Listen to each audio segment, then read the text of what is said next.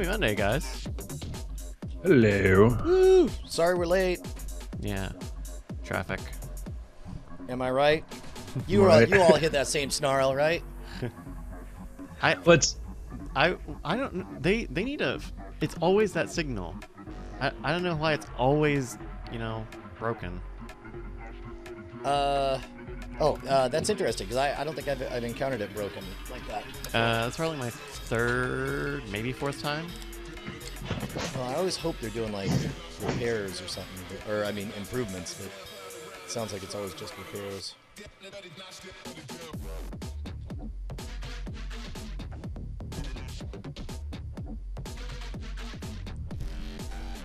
Yo, yo, yo, yo.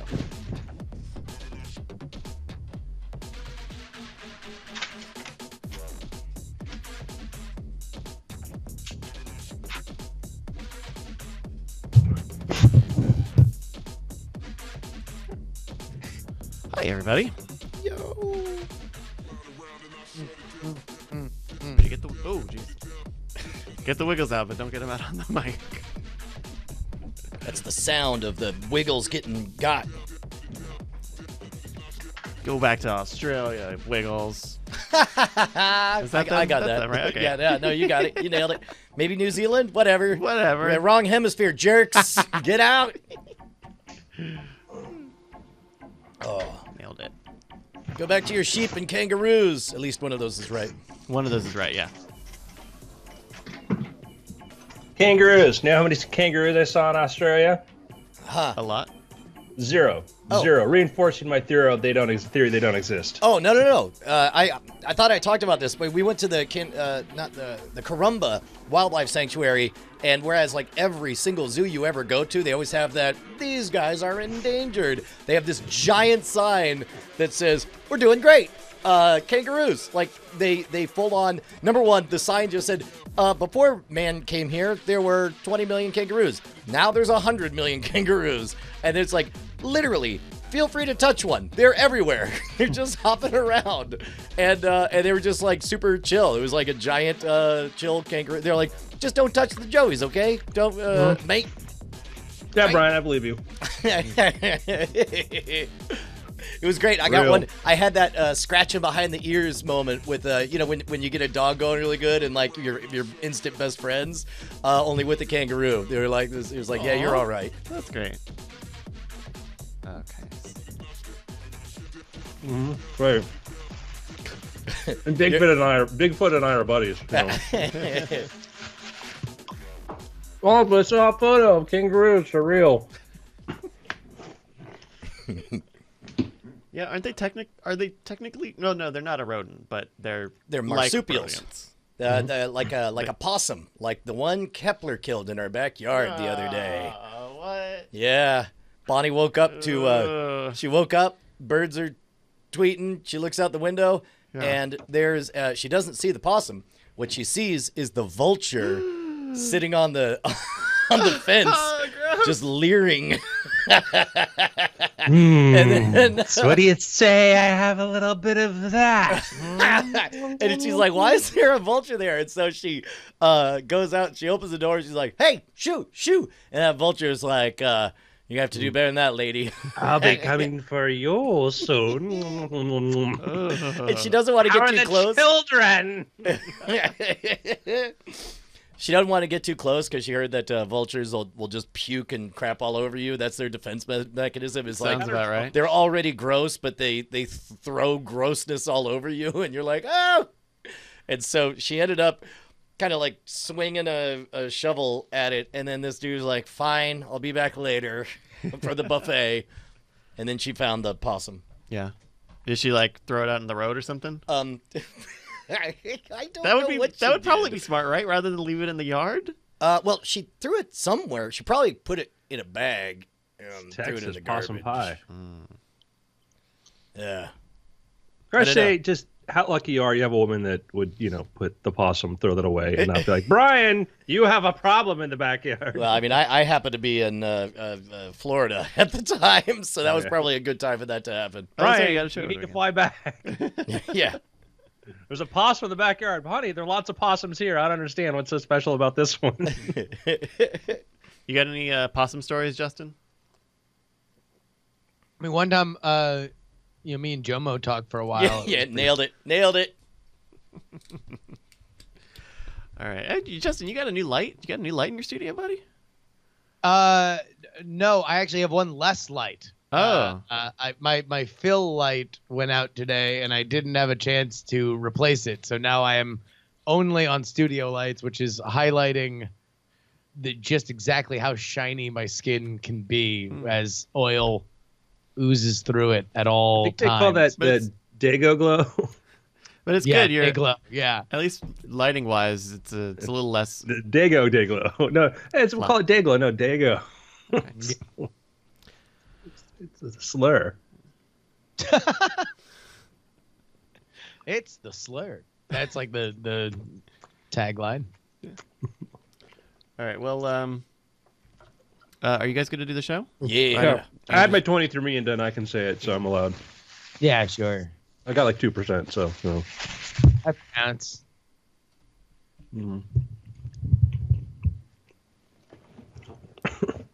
That'll be the great new, the 23andMe defense. Use it for the jokes. No, you can actually show the receipts. Yeah, no, I can make these jokes, guys. Yeah, no, it's 2%. My word.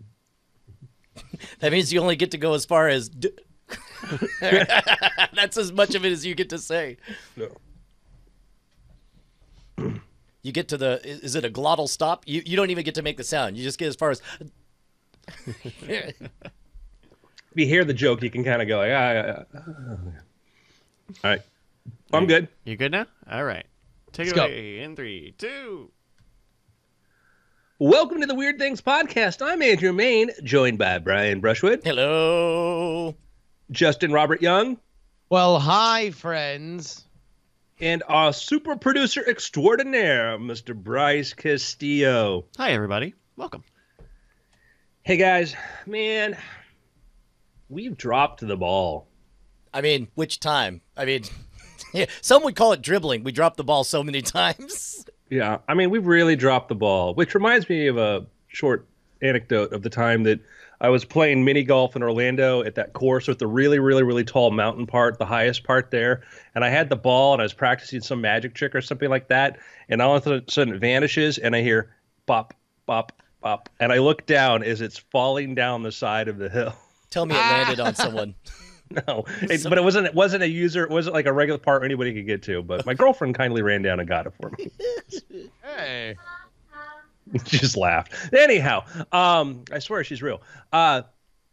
Speaking of dropping though, and dropping the ball, this is what I brought. The reason I brought this up is I thought we could do some really helpful advice based on some research.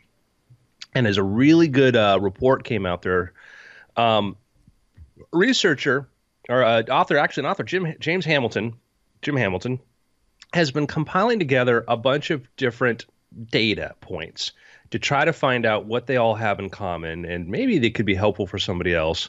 And he's worked with, actually, we also have Rhett Elaine, Associate Professor of Physics at Southeastern Louisiana State University, has applied some information on this. And what they put together is some ideas about how to survive a 10,000-foot fall. Oh, wow. Okay, because right now we have very few data points. There are people who have hit terminal velocity. There's that incredible story of a Russian stewardess. The whole plane exploded. Everyone died. She fell, I believe, still strapped into her seat and just landed and didn't even break a bone or something. There are stories of people who land in marshes. Maybe they break their legs. And then there's tons of stories of half-deployed chutes that are just slow enough to give you a chance of surviving. And in fact, spoiler, there's a certain Dan Brown novel that involves a fairly difficult to believe idea of somebody jumping out of a helicopter and just holding on to a tarp and that being enough drag for him to survive. But that's fiction. The other are real. So what's interesting is that they go into some examples like a soldier whose parachute like totally fully didn't deploy, but he hit a glass window in a train station, and that broke its fall. And they give it for several different examples of, Alon McGee survived a 20,000-foot fall from his plane during World War II and survived by landing on the glass roof of a French railroad station. And the flight attendant you mentioned, the 30,000 feet after her plane blew up, although some people think maybe the fall was only 2,600 feet. Come on. Jesus. Like, you're not even a mile, a half mile. So, somebody points out Indiana Jones did it with his raft. I mean, that's fact. One of the things they explained, it was interesting because you could see at the bottom of the story of like, hey, we've had to clarify something here because they say something in there that you immediately get, wait, no, that's wrong. Like, oh, wait, no, I guess that sort of makes a point. And that was that smaller people fall slower. And we're like, oh, are we like back to, the days of Aristotelian, physics and stuff? Did we forget, everything that Galileo and Forward had? But they point out, they said, no, listen, they said that what happens is that when you're in an atmosphere and you talk about terminal velocity can be variable. Like terminal velocity is the point at which the gravity pulling you down and the air hitting you, the amount of air you're running into, reaches this point where you're not going to go any faster because you're going as fast as you can with the force pulling you, which is around 120 miles per hour for most people. But they say smaller, you can actually have your terminal velocity, you're going slower. And they have the JBS Haldane quote, which is great. Bryce has it on the screen. You can drop a mouse down a 1,000-yard mine shaft, and on arriving at the bottom, it gets a slight shock and walks away. A rat is killed, a man is broken, and a horse splashes.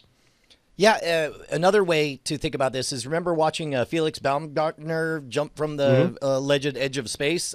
He was going faster than the speed of sound at one point because the atmosphere was so thin. There was so little atmosphere that there was no drag on him. And there's that horrifying moment he started to tumble on there, and he couldn't correct because there wasn't enough air for him to adopt the right shape to do the shuttlecock thing of dropping down directly.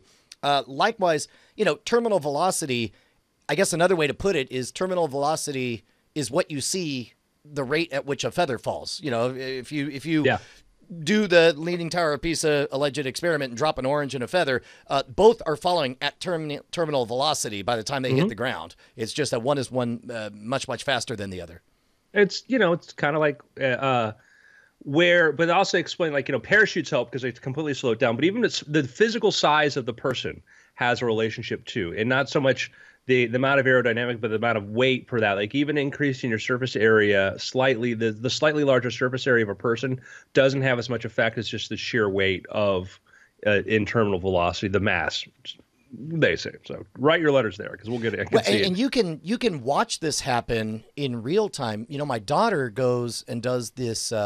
iFly. If you've ever seen it, one of those fan tubes, she's actually she's coming up on a year of give or take weekly lessons, and she's now at that point where she's able to flip her body over and spin around and go intentionally touch all the targets and spin around. But you could tell also they always have somebody inside the tube managing, the attendees. And then you have somebody on the controls and they know the weight of everyone. And you watch them adjust the wind speed of the tubes because everybody's individual terminal velocity is going to be different. So you can feel the whole building kind of rumble down as they turn down the fan when my daughter is alone in the tube versus when her instructor gets in, they have to crank it on up and get more wind speed. Interesting. So they came away with some advice. They're trying to figure out what's the best way to land. And they talk about how NASA did tests on astronauts and said that you don't want to land like if you don't want to kind of land like in a seat. Face first is always bad because of the shock going from the front of the face to the back of the head can kill you. Wait, can we guess before we find out the real answer? I guess you may. Justin, what's your guess? What do you think? Okay, you wake up like the beginning of the movie Predators and you're mid free fall and you don't have a parachute.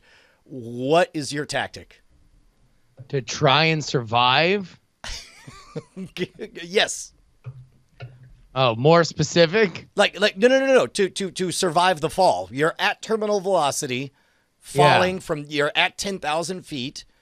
You got to do something. I mean, I guess you could just go back to sleep, or you could do something to try to survive to I mean, land I guess as my first panic reflex would be to try and make myself as wide as possible to make things as to slow down, make whatever incremental difference that's going to do. Although at some point that's just going to mean that I'm belly flopping into the earth and probably dying. and that makes sense to me too. I do know that you do from what I've seen, and again, this all comes from watching my daughter do iFly. You do want to be spread eagled to slow down. If you want to be face down, you want to sort of have your chest puffed out, so you're like a shuttlecock, and then that way you're going down. But I know that in the tube, if you want to go up, you sort of invert it. You're still spread eagled, but then after being centered, you suck your chest in, and then that makes you go up in the iFly tube, which makes me think that would slow you down in that moment. But I agree. Is that with the wingsuit? Is that with like a... No. They don't do any flappy suits. It's all just it looks like a wetsuit basically is what you're wearing. Sure. And so I wonder if it would help to take off your shirt and pants and just sort of hold on to literally anything that slows you down. So you're saying like remove your clothing and use them as kind of like a makeshift wingsuit where you're holding your pants with your feet and like the bottom of your pants. I guess I'm picturing your right hand's holding your shirt and your left hand's holding your pants. But then it occurs to me if you land on plants or whatever, they're all going to jab into you.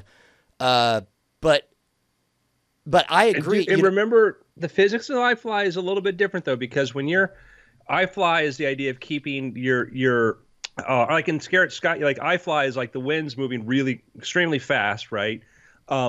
Where when you're following, you have an acceleration profile, and at a certain point, it's going to be a steady sort of speed. iFly is ramping up how fast you do, and so drag is going to become different.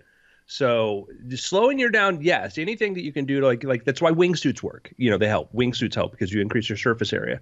But hitting the impact part. Right. You don't want to be spread eagled when you land. What stories? Okay. All right. So here, number one, I think the official Weird Things position on if you find yourself free falling out of a plane without a parachute is to indeed remove your shirt and pants and try to use it as a wingsuit. That's the official. So we want totally nude.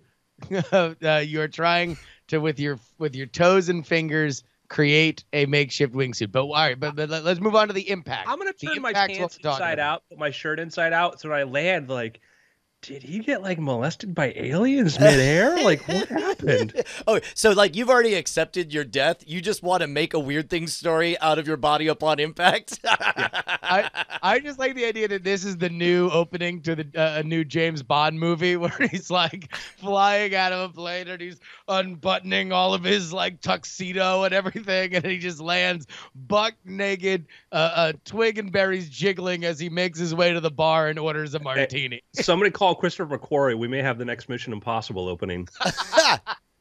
So I would imagine that you want to be spread eagle to keep your terminal velocity at a lower speed, but then maybe a couple thousand feet before you hit.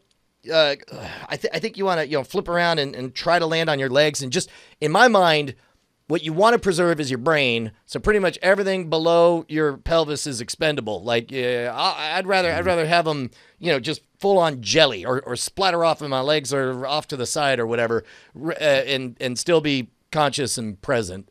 So I would probably on the way down try to last minute go to and then also don't forget to squat like bend your legs, bend your knees, yeah, bend your knees. So we don't know. It comes down to either thinking that maybe legs first, let your legs shatter. That's your crumple zone, or landing flat like on your back, like to absorb the impact, to minimize the amount. Some people, because it spreads out over a larger area. Mm-hmm.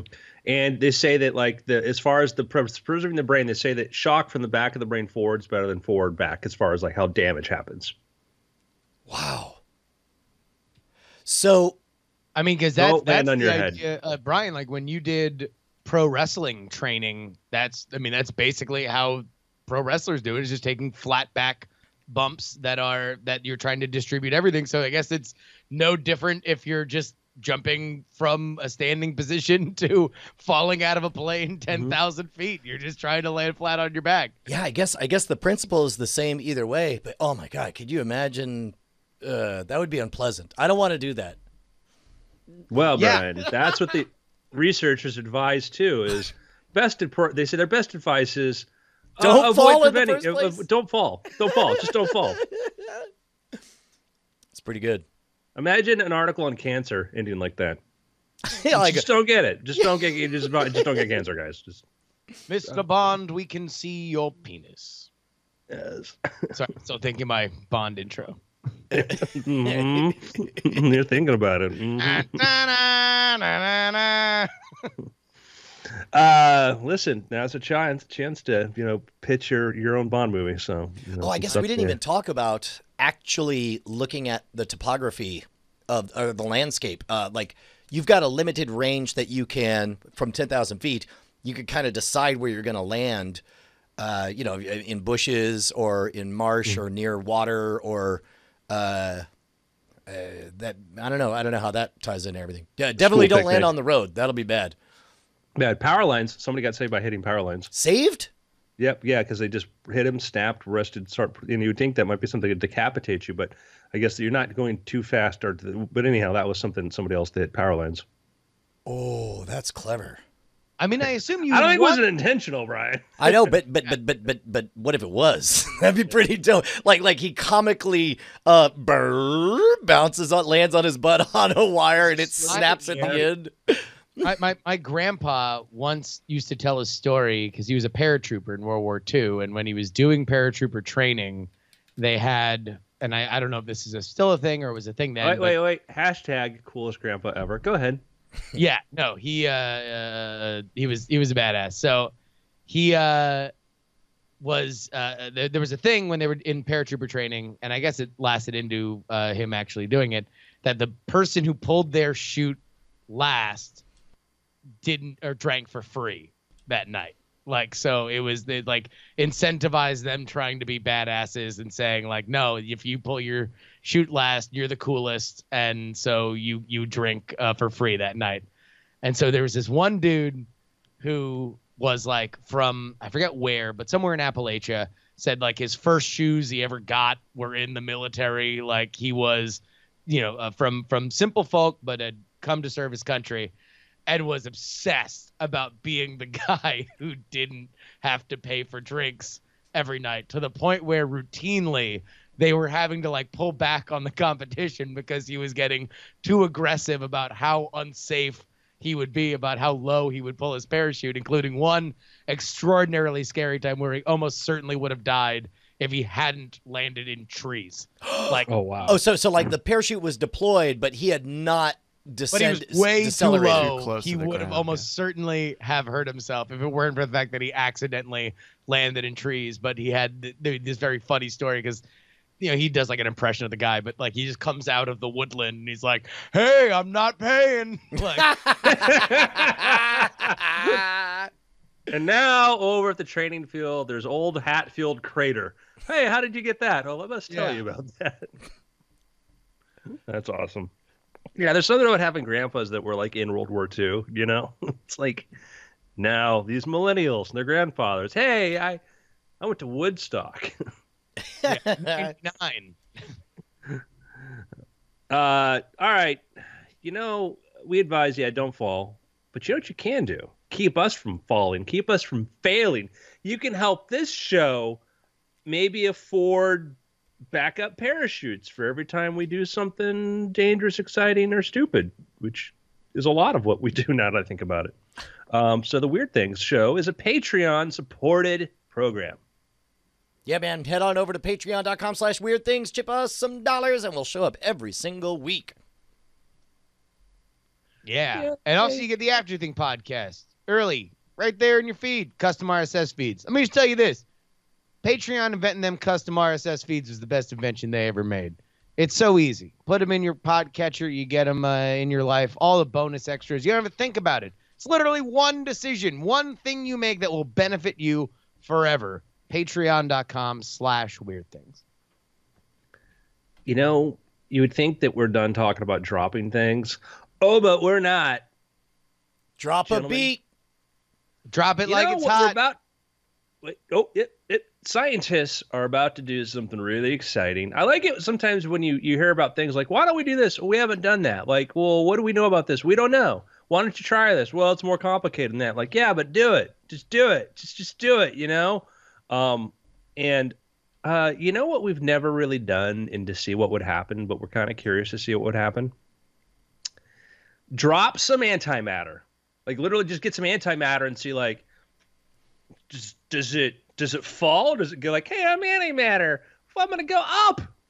And fling up. Does it go up or go down? What's it do in gravity? What does antimatter do in gravity? Wait, but okay, because what antimatter we have been able to create stays for a very short amount of time, and it's in a magnetic field. So it's trapped in one spot. Am I understanding the science of that part so far? No, you can until it collides with something else. Yes, so you can. But I mean, we have colliding, created antimatter particles. Humankind traps. has Like antimatter traps to hold them. Yeah. Right, but they're always held magnetically, and one thing we've never done is just let go to see which way it goes. Yeah, because we're like, we spend a lot on this antimatter, and you're going to drop it. Yeah. I mean, it's like a YouTube channel. It's like, really, you're just gonna you buy a super collider. And then you turn on your YouTube camera. You're like, "What's up, bros? We're making antimatter today. CERN's on holiday. They're letting me run the shop. We're gonna see what happens when you drop antimatter. Does it go up? Oh wait, it just goes down. Oh, who knew? Don't forget to smash that like and subscribe button. Ring that bell and get more antimatter experience on Joe Antimatter." What are those videos on YouTube where it's like they like scratch a car or break a car, or like there's some like car damage centric YouTube trend that I remember we were talking about at some point. Do you know what I'm talking about, or does any of that make any? I might need a little more detail, but the red hot knife thing. That's it. Yeah, no, red hot knives. Oh yeah. So all right, red hot antimatter. Red hot knives are. Yeah. Yeah, it's like, what happens when you drop a red-hot nickel ball on antimatter? Oh, wait, it annihilates just like everything else. Wonder what happens next week. Proportionally, of course. Oh, man, we just got this 100,000 sub award. What happens when we drop antimatter on it? We have a new avenue for science funding. This is amazing. We'll start doing, teaching, high-energy physicists. Hey, listen. We think we've got your funding problem solved. We're going to do a whole program on Kickstarter at your next conference. What can you blow up and what's cool? What's cool? Which is neat. We had Jonathan, who we had, Matachin, who we had on the show. His lab, where they were working on like deflecting asteroids and that other cool stuff. They'll do things like take the lab, the test lasers and stuff, and burn things with it and show like, hey, we can burn things and blow stuff up. Isn't that cool? Yes, it is. Indeed, it is. So what they're looking at those, we've got some new ways for producing antimatter, ways of which we can, steer them, control them, what have you. So that's going to be the interesting thing to see, is to do that, which is kind of cool because it's this, we're trying to we have expectations of what they could do, but the idea, let's go measure and test it. And what happens if we find out that hey, antimatter actually flies up? Man, so I wonder how. So let's say that's true, right? I mean, because after all, antimatter is just bizarro matter.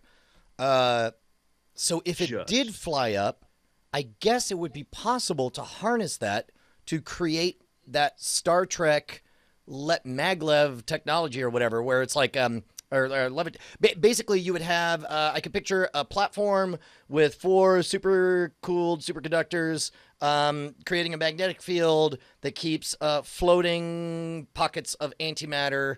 And then it, I don't know. That seems like that could get away with you. That I guess what I'm describing is the equivalent of like a dirigible or a Zeppelin. Well, okay, only with antimatter let's follow this, instead. okay? Because if we say that, let's apply. Again, we're in Marvel Comics science world here, so we're not gonna don't save your letters. So let's say that like a kilogram of antimatter would have an anti-force. It wouldn't just be neutral. It could be neutral, could be like totally, but it could be anti. It could provide a kilogram of upwards force. Okay, which means that like it would be a dirigible. The disadvantage of a dirigible is they got to get bigger. You got to get really, really, really, really big. But if I'm like, man, I got 100 pounds of, or 200 kilos of, antimatter lead, which is going to give me a 400 pounds upwards force.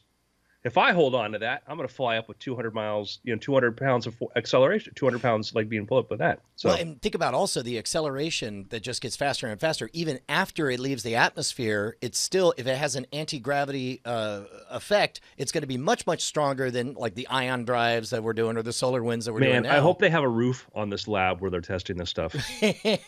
But I mean, could you imagine like a payload, let's say a very small, very light payload, and you have a platform that just goes up, and then at some point, once it gets to like insane speeds, being pushed away from the solar system, you just sort of eject. I guess you'd still need chemical rockets to slow everything down. No, So it would be accelerating in the vacuum of space? yeah, well, because if it's truly anti-gravity, then the gravity of the solar system would be, the anti would be propelling it away. In fact, no, you wouldn't eject it. Instead, you would continue, and then at some point just flip it around, and then the incoming gravity of Alpha Centauri would slowly begin to repulse against it, and it would slow down. And then once you got to whatever that planet is, you would just you would annihilate your antimatter cores or eject them off to the side, and then find yourself in an insertion orbit or something. That's insane.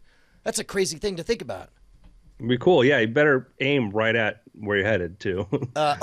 Sure. Yeah. But yeah, so it's a you could change your deceleration profile by letting go of some of the antimatter, or you'd go faster if you wanted to. You wouldn't slow. If you're using this star going towards the star to slow down, then if you let go of some of your antimatter, then you would keep accelerating at a rate.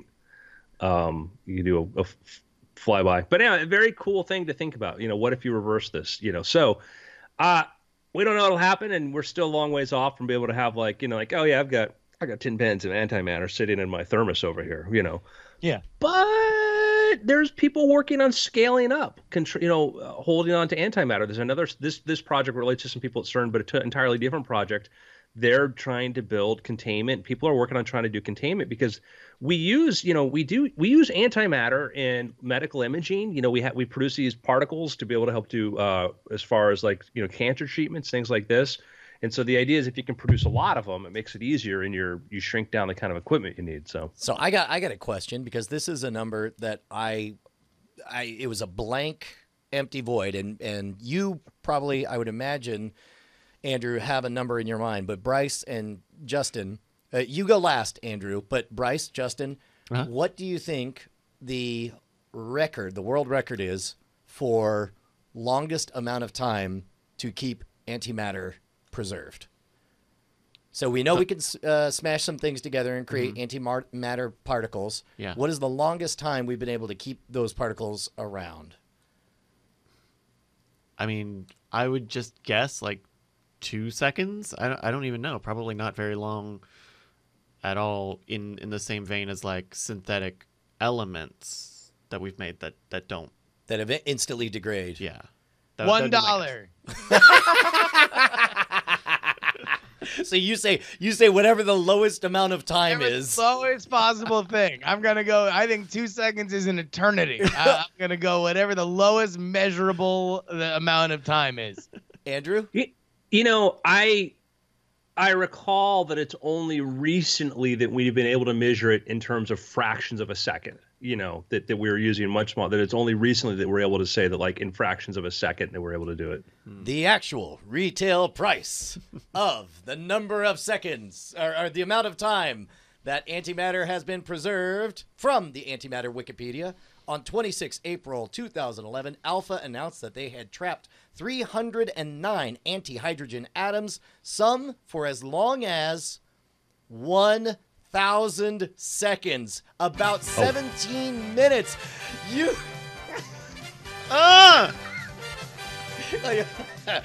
Congratulations, Bryce. You made it to the Showcase Showdown. 11 seconds. Wow. No. No, 1,000 1,000 seconds. seconds. 17 minutes. Whoa. 17 minutes. That's crazy. Now I know why they need the trucks. What? Because they're Yep. transporting antimatter via trucks. Oh, got The it. story. Oh, got it. Wow, that's cool, and there is a curve. Not everything follows exponential curves or curves like this, but there is a upwards trend of antimatter storage, and that's when we talk about some far off technologies that we know are not impossible, but are really, really, really hard. You know, fusion's a thing that we're always 30 years away. Yeah, we've had one government program in charge of it for the last 50 years. Connection. Now we've got a lot of different researchers working on this. You know, like rockets can't land by themselves. Well, we've had one primary contractor and one reference to go by. Change that up. Maybe we're not talking about violating the laws of physics. We're talking about, well, we think this is possible. Why haven't we been able to do this? Maybe different brains, different approaches, different solutions. So antimatter trapping, things like this. Who knows?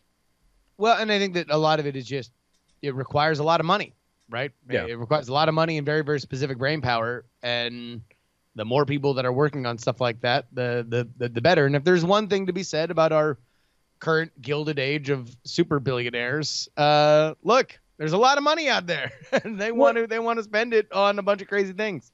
Well, it's that, and it's also, hey, you guys try this approach. We're going to try this slightly different approach. You know, it's market theory. And then hey, we failed, but we learned this. Great. We're going to take what you learned, and now we're going to use this. And it's just that back and forth. It's a wonderful thing. So, man, it's been a while since we're all together here and I could talk about this. Go on. So imagine Mars, beautiful red Mars turned into lush, Earth-like, wet, green, habitable. Imagine walking around the surface. You got 1/3 gravity, right? So, you know, there will be a really good spring in your step, okay? We're standing on the formerly red surface of Mars and the Martian grass, which is a bit taller, looking at Olympus Mons, massive, large volcano, largest visible volcano in the solar system, right, above ground. We look at this thing, we see the trees, the spruce trees lined up, but they're tall because they're Martian. Everything's beautiful. They say that everything's better on Mars, right? Right? And just smell that air, enjoy it. Yeah. Because that's as close as you're getting, according to some scientists at NASA. Wait, what? We're not going to be able to terraform, guys. It's over. The dream is dead. Wait, hold on. Wait, what's the reason this time? Well, the reason this time is these eggheads, actually, it's a really good research paper, but we've got a lot of new data on trying to analyze Mars as far as the composition of in particularly carbon dioxide and looking for the availability of what's the carbon dioxide availability in there. And so we've had some different probes, we have some different satellites, things like this that they will analyze this. And they've done some research and said, you know what? We think the amount of the CO2 there is really, really, really low. So low that even if you're trying to release all the available CO2 into the atmosphere and trying to do this with what we've discovered, the present technology, released it all into the air, and you're trying to create air pressure, create enough atmosphere there that you could take off your spacesuit and feel totally comfortable, there's just not enough CO2 on Mars to make it Earth-like. Can we scroll back up to that headline? That is an amazing headline. Can we terraform Mars to make it Earth-like? ? Not anytime soon, study suggests. Talk about because putting that's the stumbling block. It's number one, we're not on Mars.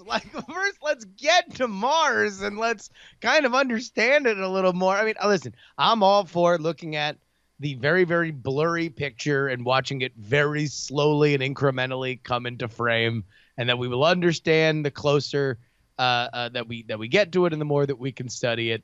Obviously, having people there will be a huge step forward compared to being able to take the data from rovers and use our present knowledge. But it's just so funny to be like, well, you can forget about terraforming. It's like, okay. I mean, sure.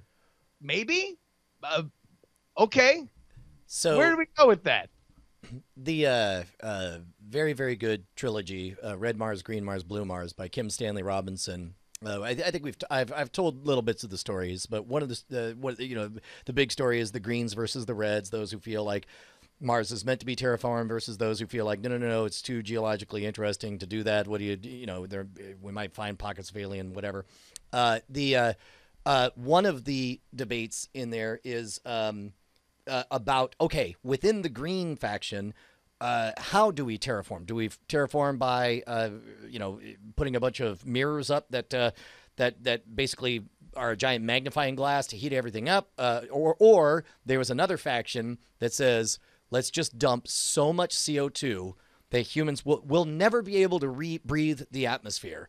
But we can comfortably, with an appropriate amount of air pressure, just always go outside wearing gas masks. And it'll be lush. It'll be a beautiful jungle planet. That's the way we should go. And I always thought that it turns out, spoiler alert, that's not the direction they end up going. But I thought that proposal, that like sacrifice of like, well, screw it. Fine. We'll just never breathe this air. There'll never be any version of this planet where we breathe without a suit. But the suit will be very, very small and only, everything will be poison. Yeah, and that'll be a debate that, I look forward to us when we're broadcasting from the surface of Mars, weird things, and be like, well, we had another meeting today we went to about what are we going to do, like keep Mars, and then the three of us are split on the whole matter, But the research brings up some point about if you're counting on using CO2 to warm Mars, if you're counting on CO2 to do other things, and I read part of it because like the fun part is reading, journalists who don't really read these papers just sort of read the abstract and then decide they have the headline. My favorite sort of, you get these headlines, which it's official, we can't terraform Mars. Will we ever colonize the new world? Not anytime soon. Says it's like it's a Italian playwright. It's official. We can't. It's like, a Supreme Court just decided, NASA versus Musk and decided, we can't. I mean, so that's one headline. Another headline. NASA says we can't terraform Mars. Like, there was a paper by some very good NASA scientists who said, hey, this approach is not, this current idea. And then the other ones that had to make it about Elon. Elon Musk's dream has just been proven impossible. It's like, sorry, really? What was that you were saying, Justin? I had one more headline here. Sorry, Brian. Sorry. Oh, give me a sorry, give Elon. Me the, NASA says plans to terraform Mars won't work. Okay. Yeah. Well, I mean, look, you got to get clicks. I think that there is a problem, I think, in journalism in general, and I think in tech and science. I think it's worse in science than it is in tech, but you see it in tech too, that you have a lot of people that really don't understand kind of basic systems or even understand where they don't understand things and where they need to kind of shore up some of their knowledge. Tech's an interesting thing because it's effectively both engineering journalism and business, like a very specific kind of business journalism when you talk about Silicon Valley and VCs and what's getting funding and what's getting traction and what's not. Science is even more granular, where you kind of need to understand section by section some of the context, or at least have a way of reporting things that are that gives more of an understanding to the end reader than necessarily just the for my entire lifetime it was always like whether eggs are good or bad for you. That it was like every year it seemed like there was another headline. Eggs now good. Eggs, new study. Eggs are bad. Cholesterol's bad. Cholesterol's good. And it's like, look, when you really want to drill deep into this, each and every one of those studies provided a clearer understanding that we have of cholesterol and how it affects our body and what should be factoring into diet. None of that made it into the headline, which is just the kitchen table. Stop buying eggs or start buying eggs again. And just like this now, on one hand, it's really cool that we are now in a kitchen table world where we're talking about terraforming Mars and getting to Mars. That is ultimately what matters, is that they are saying, hey, look, these are near future concerns that we're probably going to wind up talking about. We're probably going to have somebody on Mars within our lifetime. You know, we're going to have a human there, so that's going to be a big deal. We're going to have to start talking about this kind of stuff within the next several decades. So that's obviously fascinating enough where we need to get a jump on talking about it. But it does ultimately not do us a tremendous service when it's just, hey, this is, you know, we're going to boil down a very smart study about where we are in terms of the technologies of terraforming and what we understand about Mars into up yours, Elon Musk, or, you know, it effectively is reduced to the same social worth of Azalea Banks's Instagram stories. Like there's just not a lot of nutritional value beyond hopefully providing a link to the study for which they are turning into a kitchen table yelling issue. Yeah, I think that it gets sort of lost is because like the study by all accounts looks to be a good study, and what they came to the conclusion was, you know, that the final is we conclude that terraforming Mars is not possible using present day technology, which duh. Ding ding, you're right. if we can't even get there, then yeah. And then when we get there, we got to figure out, like, even if assuming, you know, we were just going to use the CO2 to warm up Mars, obviously that CO2 atmosphere ain't going to be really too friendly for us. So, and you know, the point of, yeah, they took this and ran with, the side journalist, look at this, stop dreaming.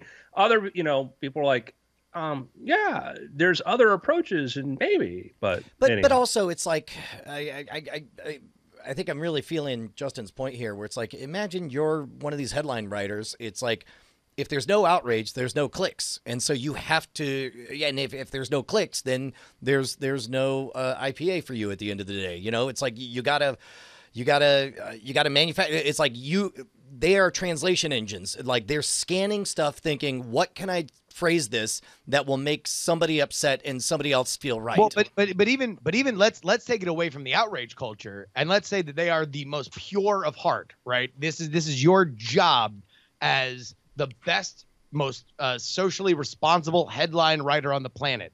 You still have to distill into 8 to 12 words why somebody should read this. This is still a billboard for why this matters to you right now. Sure, but I don't think that headline is Elon Musk or Dream is dead. These people are not the most pure headline writers. Yeah, and my favorite journalists tend to be the ones that sometimes say something like, I don't want this to be true, and I read it like, no, this is a really good point, whatever. You're very sympathetic to journalists. My example is, imagine you work in a call center and your goal is to cold call old people and talk them into paying for totally unnecessary services. Yeah, it's legal. Manipulating fear. But Brian, what if robots do come for you? I mean, I need robot insurance. Surely you have some. Oh my God! I can't wait until that's like the 1 a.m. in the morning on MSNBC. Like, like we all know the robots are coming for us. Hi, I'm whoever the guy who solves mysteries on CSI is, and I would like to tell you about robot insurance. So I had a thought. No, it'd be the dude from Westworld. He's going to sell robot insurance in 20 years. Mark it down. Ed Harris? Wait. I was thinking of Jeffrey Wright, but sure, anybody on Westworld is going to be selling robot insurance in 20 years. I had a thought about attack robots and the future. SNL did that skit, and it was the dude from like Law and Order. Oh, was it? Oh, Old Glory robot insurance. Sorry. No worries. Brian, I'm sorry. Well, I was thinking about robots fighting other robots. And I was thinking about how, you read something like The Rational Optimist, you read Better Angels of Our Nature, and it's clear that as a global society, we value human life more than ever, and wars are increasingly being fought, economic wars or cyber terrorism or cyber wars and so on. Drone on drone violence is going to be a thing, right? And I had this image that popped into my mind of somebody who lives in one country and they know they're at war with another country, but it is, let's say, 100 years in the future, 200, 500, whatever number you need to feel comfortable with this image, but it's at such a point where no country would ever dare kill a human being, a sovereign human being in another country for fear of global retribution. Like if one country, like in other words, a miniature version of what we've already seen with nukes, right? Once nuclear technology was on the table, everyone realized like if you're first to fire a nuke, like that's it. You're cut off. The whole world is like, no, you don't. Imagine that for humans. And I had this image of somebody checking essentially a weather report to go to their job and finding like, okay, well, today we're at war and it's pretty bad. There's lots of fire. Make sure to bring an umbrella for dust. And then they walk outside, and outside it's like it sounds like an insane beehive, a wasps versus bees of drones shooting each other with live rounds and stuff's flying all over wherever. But these super advanced AI bots handling them all, shooting in such precisely targeted ways so that even the debris dare not land on a human being for fear of their side being blamed for a human death, and somebody just walking through a maelstrom of, to our dumb monkey brains, unfathomably precise automatic fire from drones flying around at all varieties, and somebody just worried about whether or not they're going to make their lunch date on the way through it. For those of you tuning in, welcome to why Brian should really start writing science fiction things. You've had other great ideas like this. I know. I think you're the scenario you described of like, yeah, what if we have really, really advanced super intelligent AI machines, and the Geneva Convention's kind of like, yeah, no, don't even kill, because if you kill, then we'll start killing, and because we can kill your commander in chief like this, and you might be able to kill ours. So but you can go for our power grids. You can go. We're gonna attack all these other assets and stuff. Terrorist groups would still try to kill people, but maybe they get smited in it. But yeah, I think that could be, because you look at, we're the most advanced military country militarily right now, despite the press releases of Russia and China, but not to mean that we can be asleep at the switch or at the wheel. So much of our efforts going into non-lethals and crowd control and stuff. Sometimes it's kind of scary, but so much of it is like, well, how do we just stop the car? How do we just shut down their power grid? And like there are bombs type stuff now that are designed to like just spread graphite fibers over electrical grids and short everything out. There's reports from the war in Syria of like weird stuff going on there, of like all of a sudden everything stops working. There was an explosion, something stops, which could be anecdotal, whatever, but it may be chemical EMPs, other stuff, directional stuff. If you look at like some of the stuff that you hear that was proposed that, the DARPA was going to invest in and all that, and you figure out like, man, if 2% of the really exotic stuff ever made it to being battlefield tested, crazy stuff. So yeah, Brian, I'm ready to read this. I'm ready to buy this on Audible or your short story collections or something. I know you have a lot of things you got to do, but man, I'll just bust out a quick note. What's funny is like this is quite literally what Andrew Mayne is capable of that I am not, which is just like yeah, give me a week and I'll have 40,000 words for you.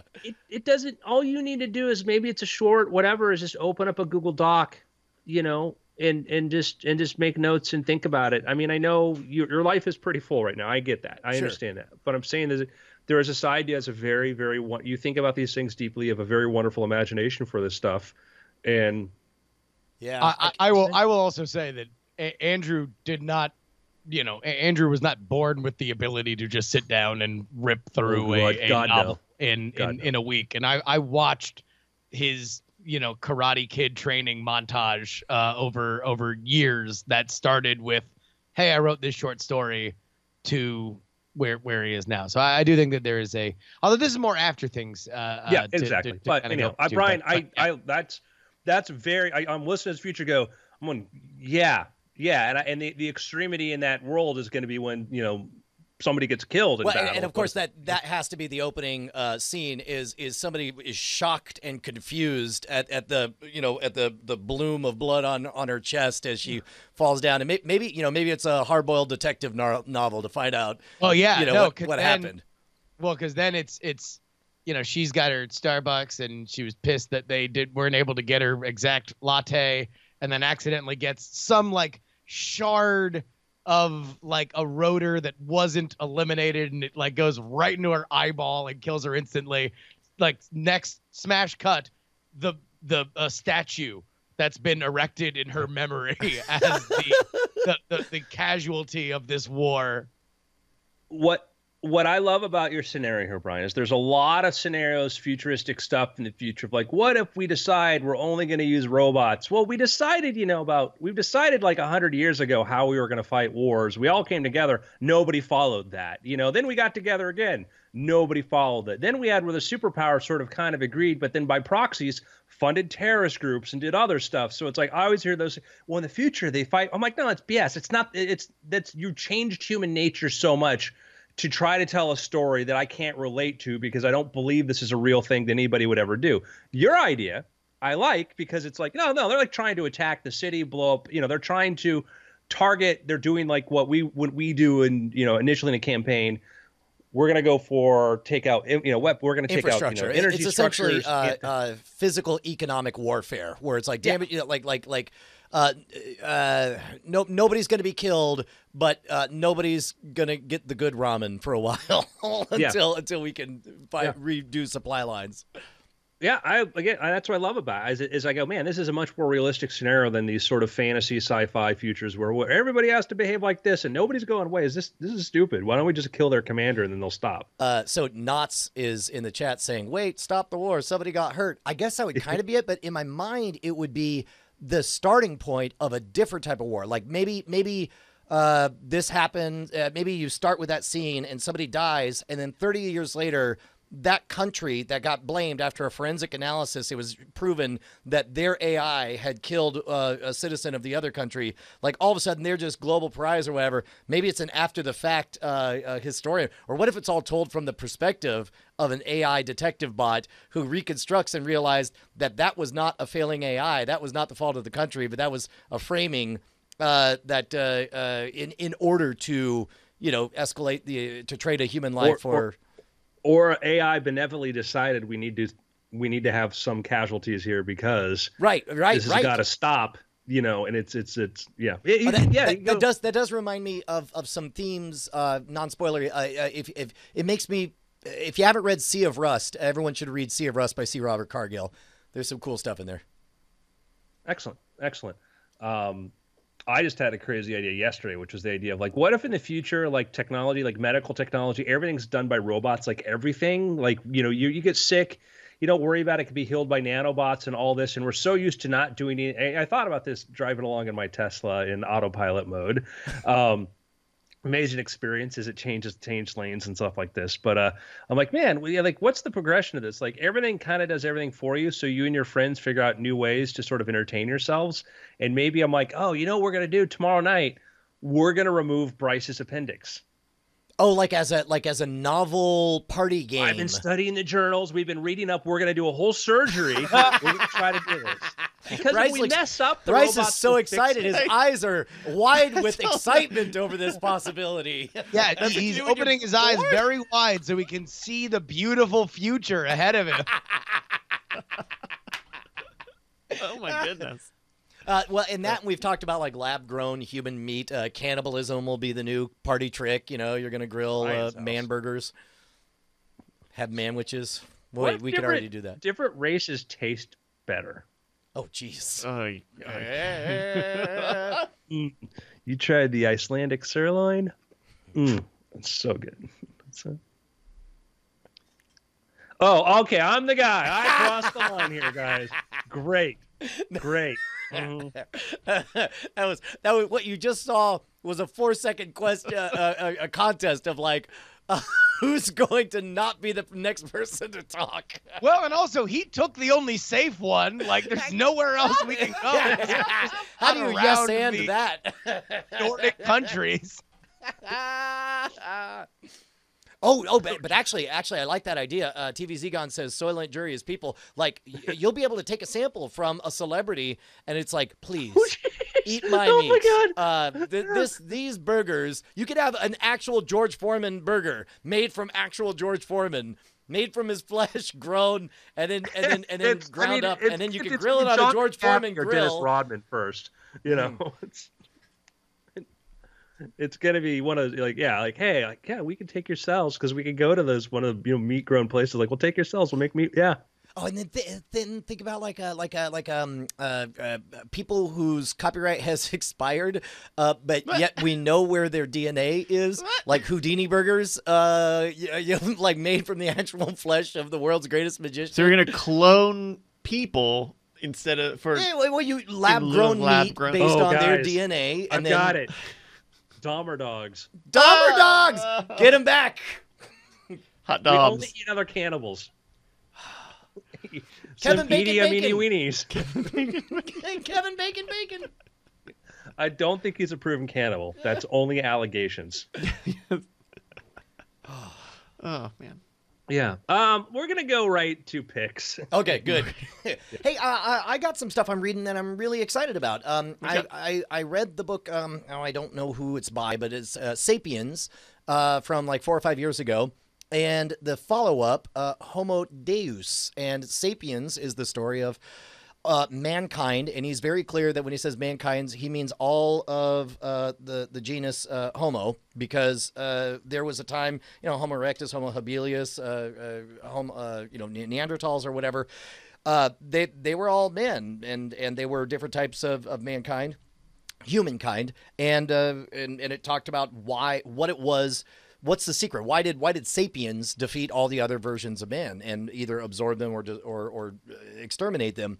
And he makes the case that it's because of our mythic storytelling ability. It's the shorthand that we have where we can explain we are blank, the other is blank, and instantly you can work flexibly in very large groups, bigger than a tribal group, and that is because of our ability to project narratives onto other things. And that's why, because we told stories of gods, and we're all under this god, and that's why we're able to destroy the people of the other god. That shorthand, he makes the case, is what caused all that. And he brings you time and time again throughout humanity, he tells the story of humanity up to current day through that lens. And then Homo Deus does the next thing. It's like, okay, now going forward, what does our story look like as we cease to be Homo sapiens and become, as he proposes in the third act of this book, Homo Deus. This ultimate, like right now we have this fantasy that we're independent of our technology. And of course, we're seeing the fusion. And by the way, the whole last third of this book, shocking how many of the ideas he's selling on here are stuff we've already talked through and made firm decisions on the Weird Things podcast. So if you've enjoyed it, the last third of Homo Deus is fantastic. But, talking about how, okay, we won't instantly go to cyborgs, but here's how it looks like when you learn to trust your Cortana and you stop even using your Cortana to contact other people. Instead, you just tell Cortana, hey, just talk to the other Cortanas of the other people. See if you can find me a lunch for Tuesday. Find the best match or whatever. And one of the examples he gives is like Waze. We use as he puts it, an oracle.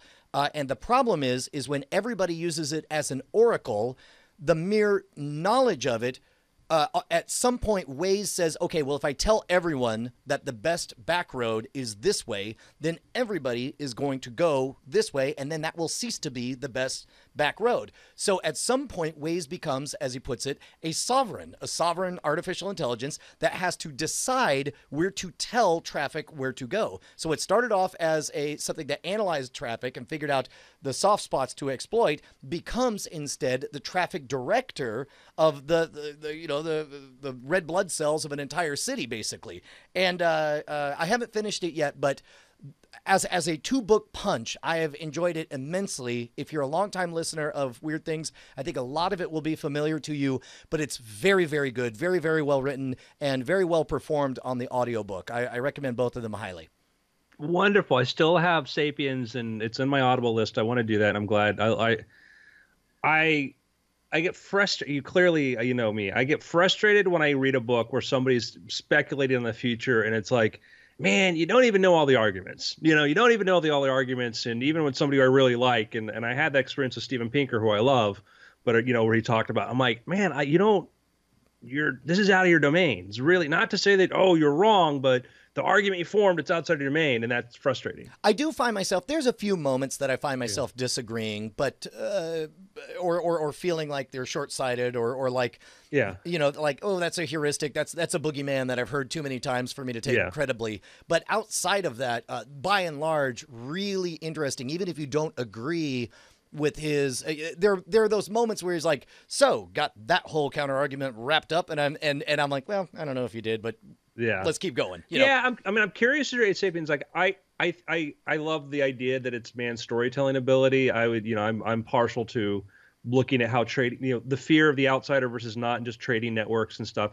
Because we traded somebody without communication stuff, and how we seem to think Neanderthals could and all. Like I think there's a lot of contrary evidence to that, but I haven't read it, so I'm not going to be like, well, therefore this book I haven't read is wrong.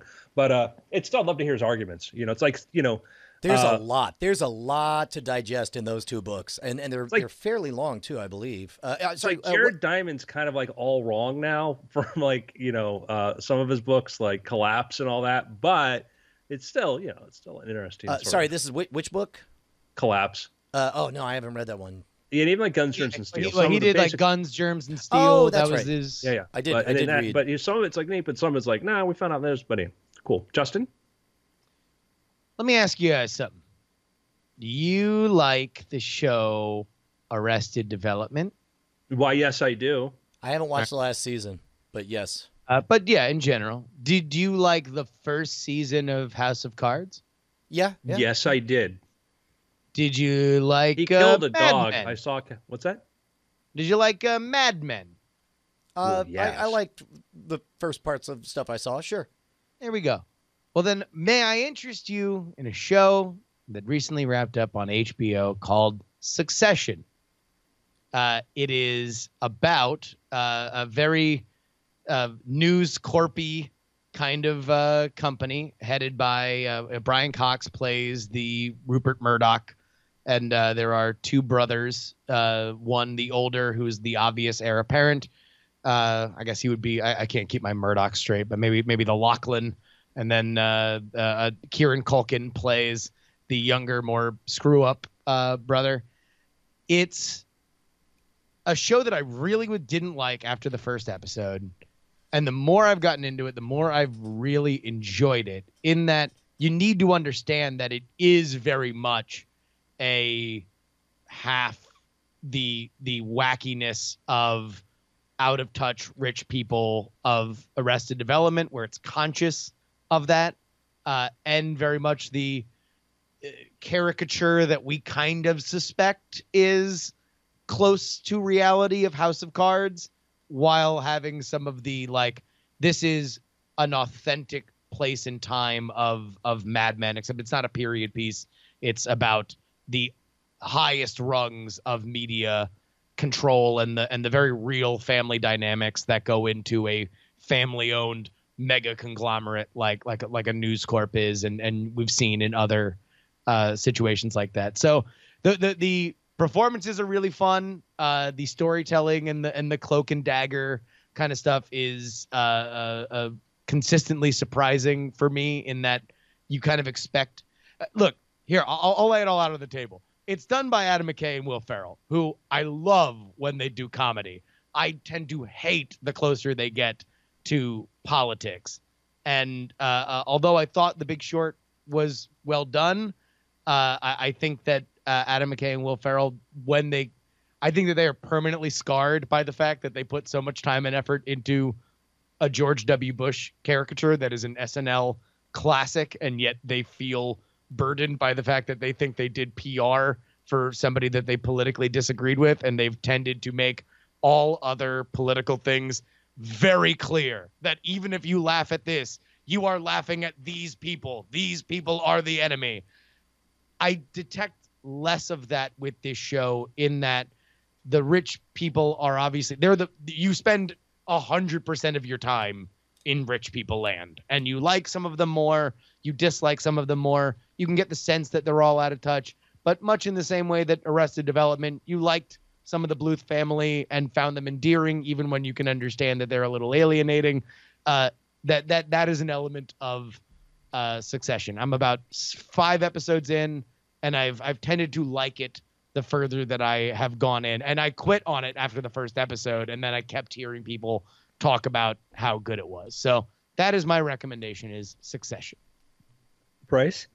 I got into a rabbit hole over the weekend of watching a lot of John Boyes' videos. If you don't know, he's like the creative director at SB Nation, a sports sports website. Okay. But he puts together these really great videos, retelling stories in and oddities in sports. He has a great one that I really liked over the past weekend on oddities in poker. So different interesting personalities in the professional poker playing space.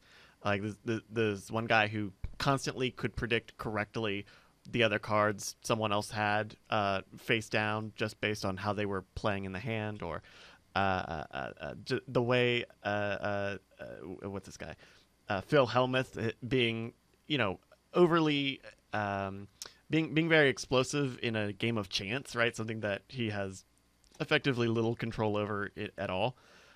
It's really cool, and so I really got I could see on YouTube it vastly changed all my recommendations now, because it's like, oh, you want to watch SB Nation stuff now, and they have a lot of other good stuff. You're a dirtbag who likes poker and gaming. All right, have you got some crypto coin?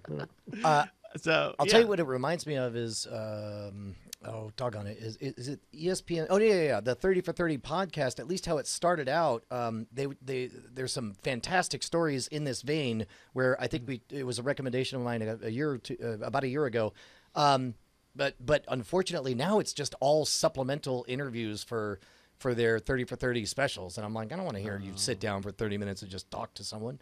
Yeah. Wait a minute, no. 30 for 30 did.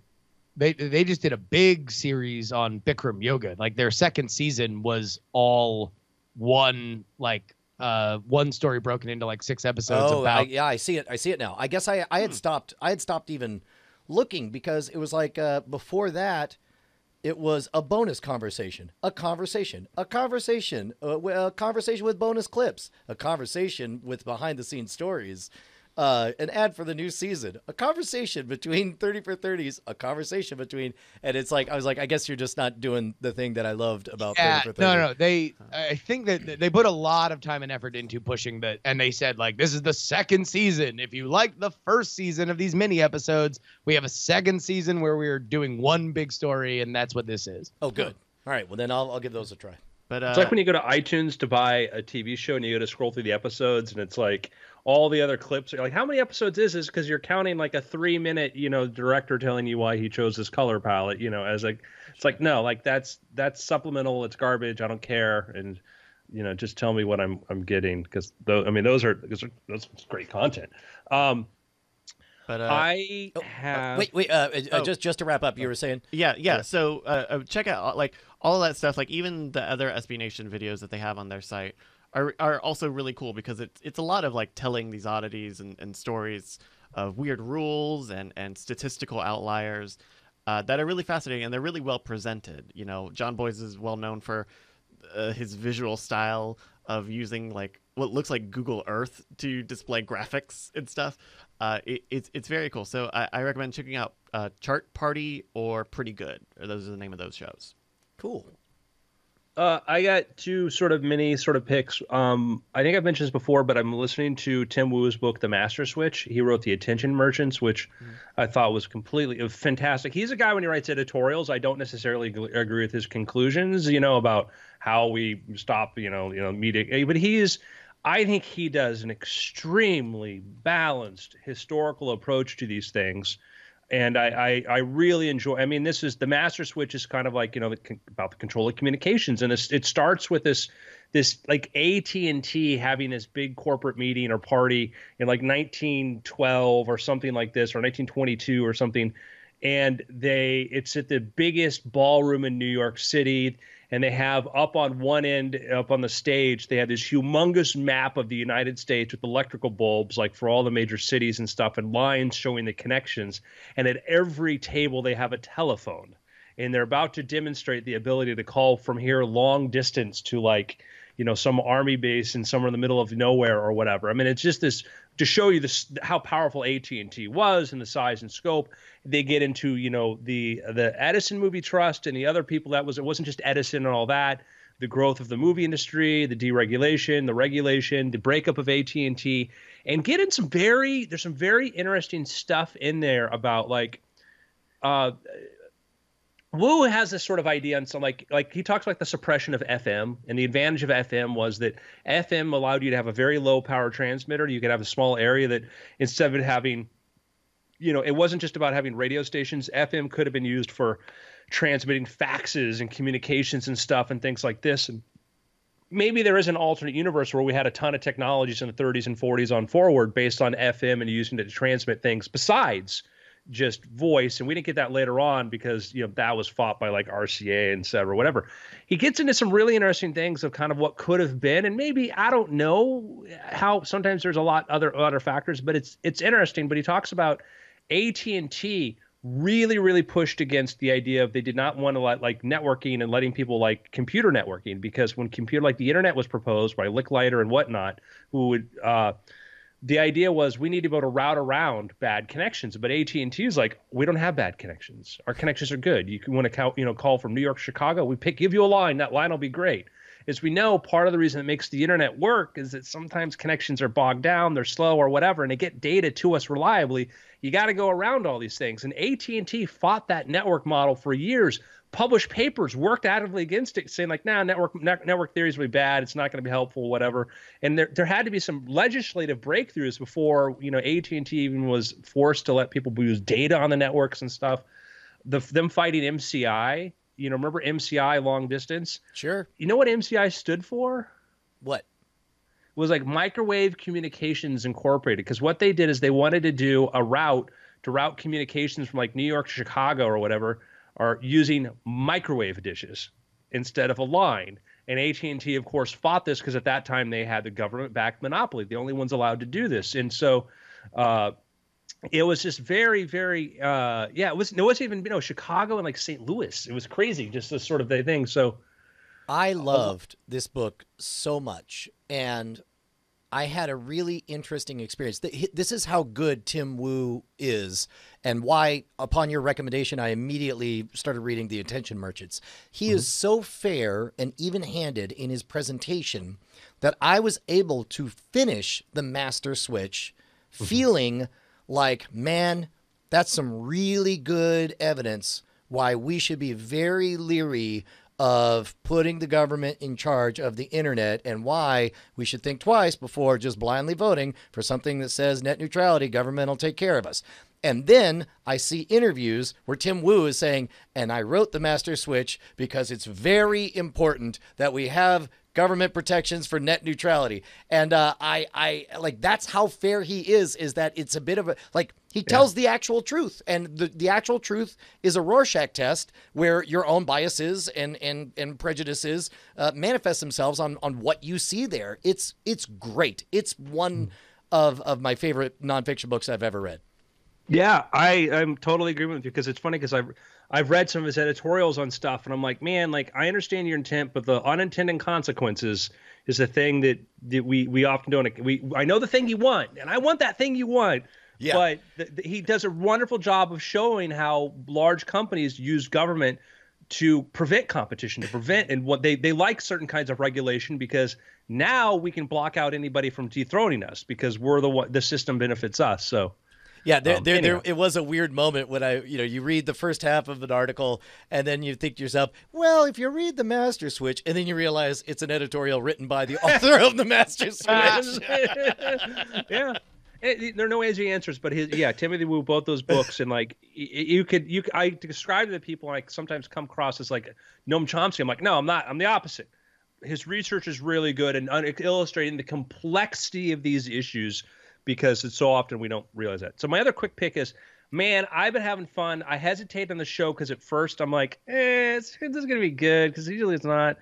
Castle Rock, which is basically a story set in the world of Stephen King. Castle Rock, which features probably a number of Stephen King stories. Castle Rock is a drama that takes place there. Been watching that and enjoying it thoroughly, and I think it gets stronger as it goes on. And Sissy Spacek, probably my favorite work she's ever done. So any of you watching it yet? No, although I'm very excited about it. It sounds to me like Castle Rock. Spoiler alert. I think everybody knows this.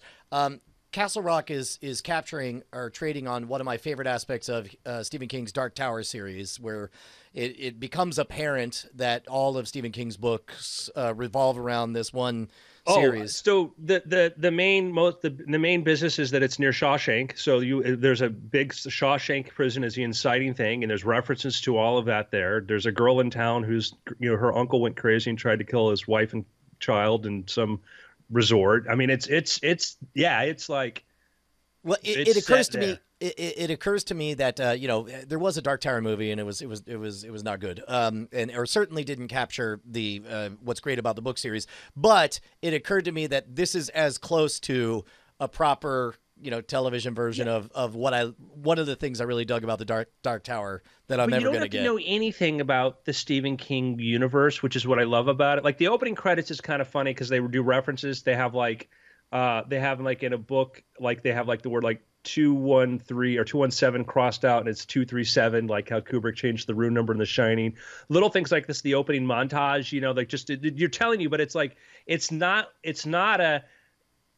there are references to King, but it's not about those. And I was hesitant. I'm like, I've read some stuff, but like I was hesitant because I didn't really. I finished all of 11/22/63, and I thought it was okay. Oh, I thought 11/22/63 is one of the few times that Stephen King stuck the landing. I thought as far as it might be one of the top 5 endings of any Stephen King book, in that it was an ending. Unlike everything else. Did you see the movie or the show? The book.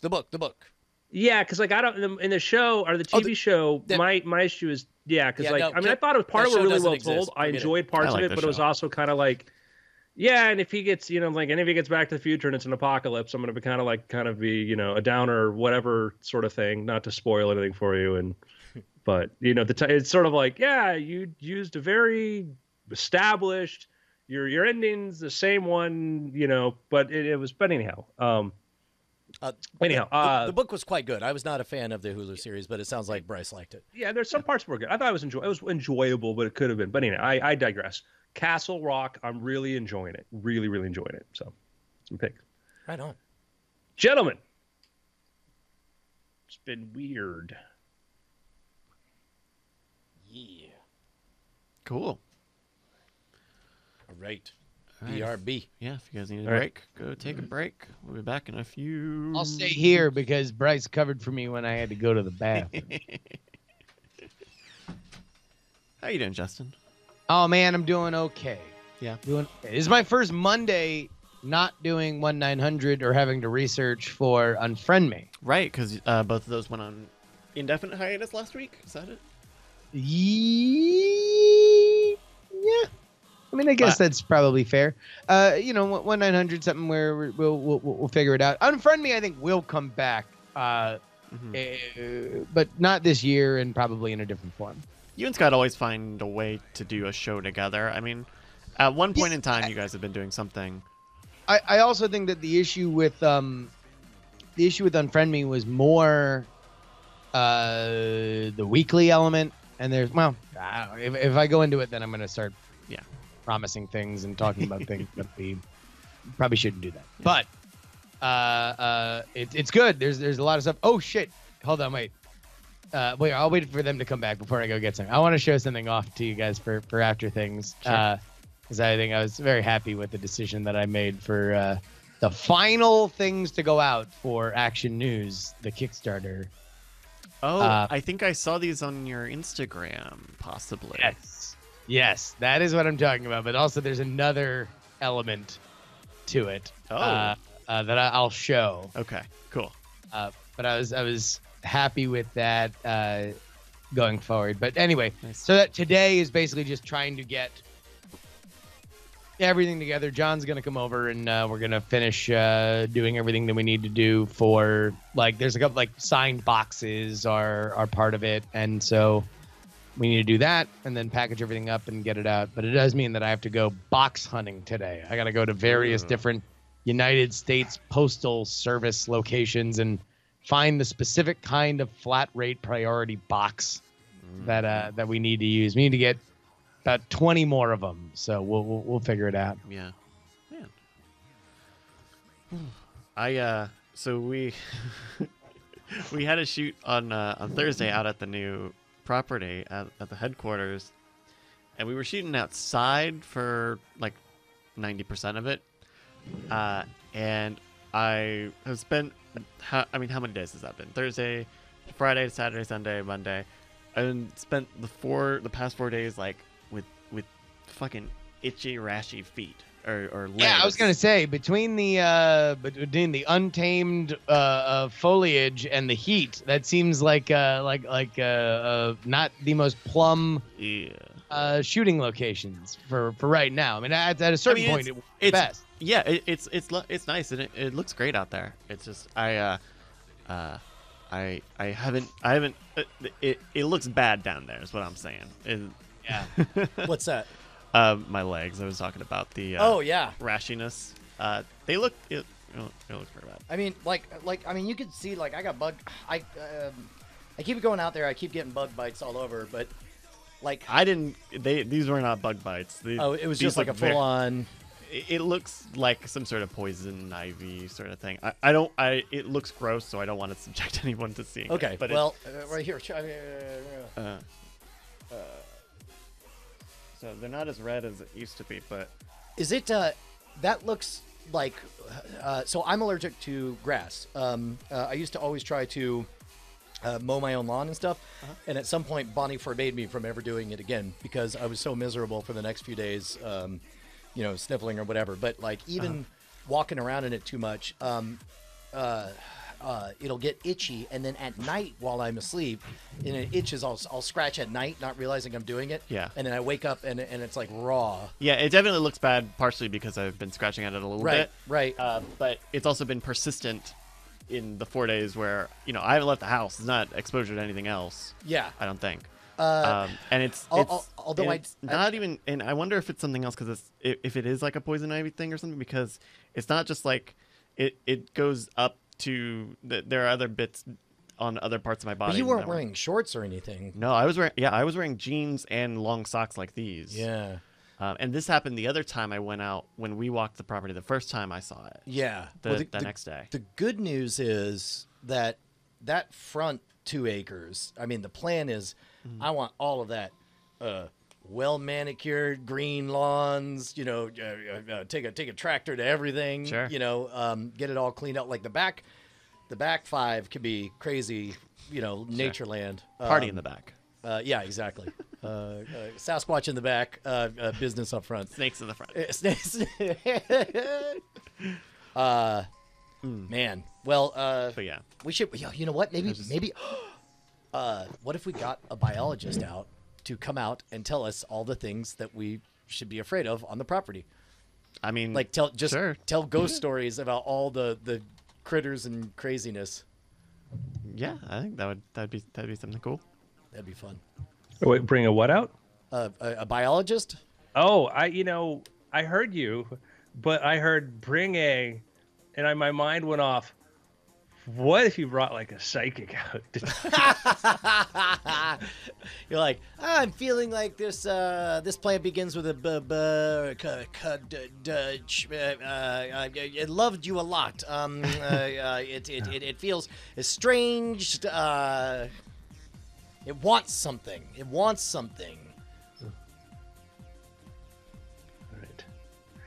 Did we have a letter or something we passed up before? Because we're waiting because we knew when Brian was here that he would have a much more intelligent answer.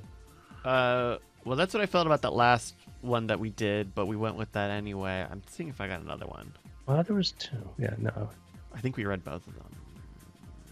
Worst case, I mean, we sort of talked it out. I felt like I don't know how much there is left to mine in there, but I did think it was interesting.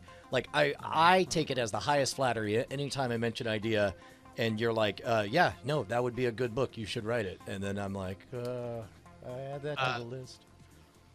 Yeah, I have a very quick thing that I can do right up at the top about the fulfilling the last of our Action News Kickstarters, but Oh, that won't. that Oh won't yeah, let's do logistics. that, and then Brian, we'll talk about the writing thing, and like, hey, like here's the thing to think about.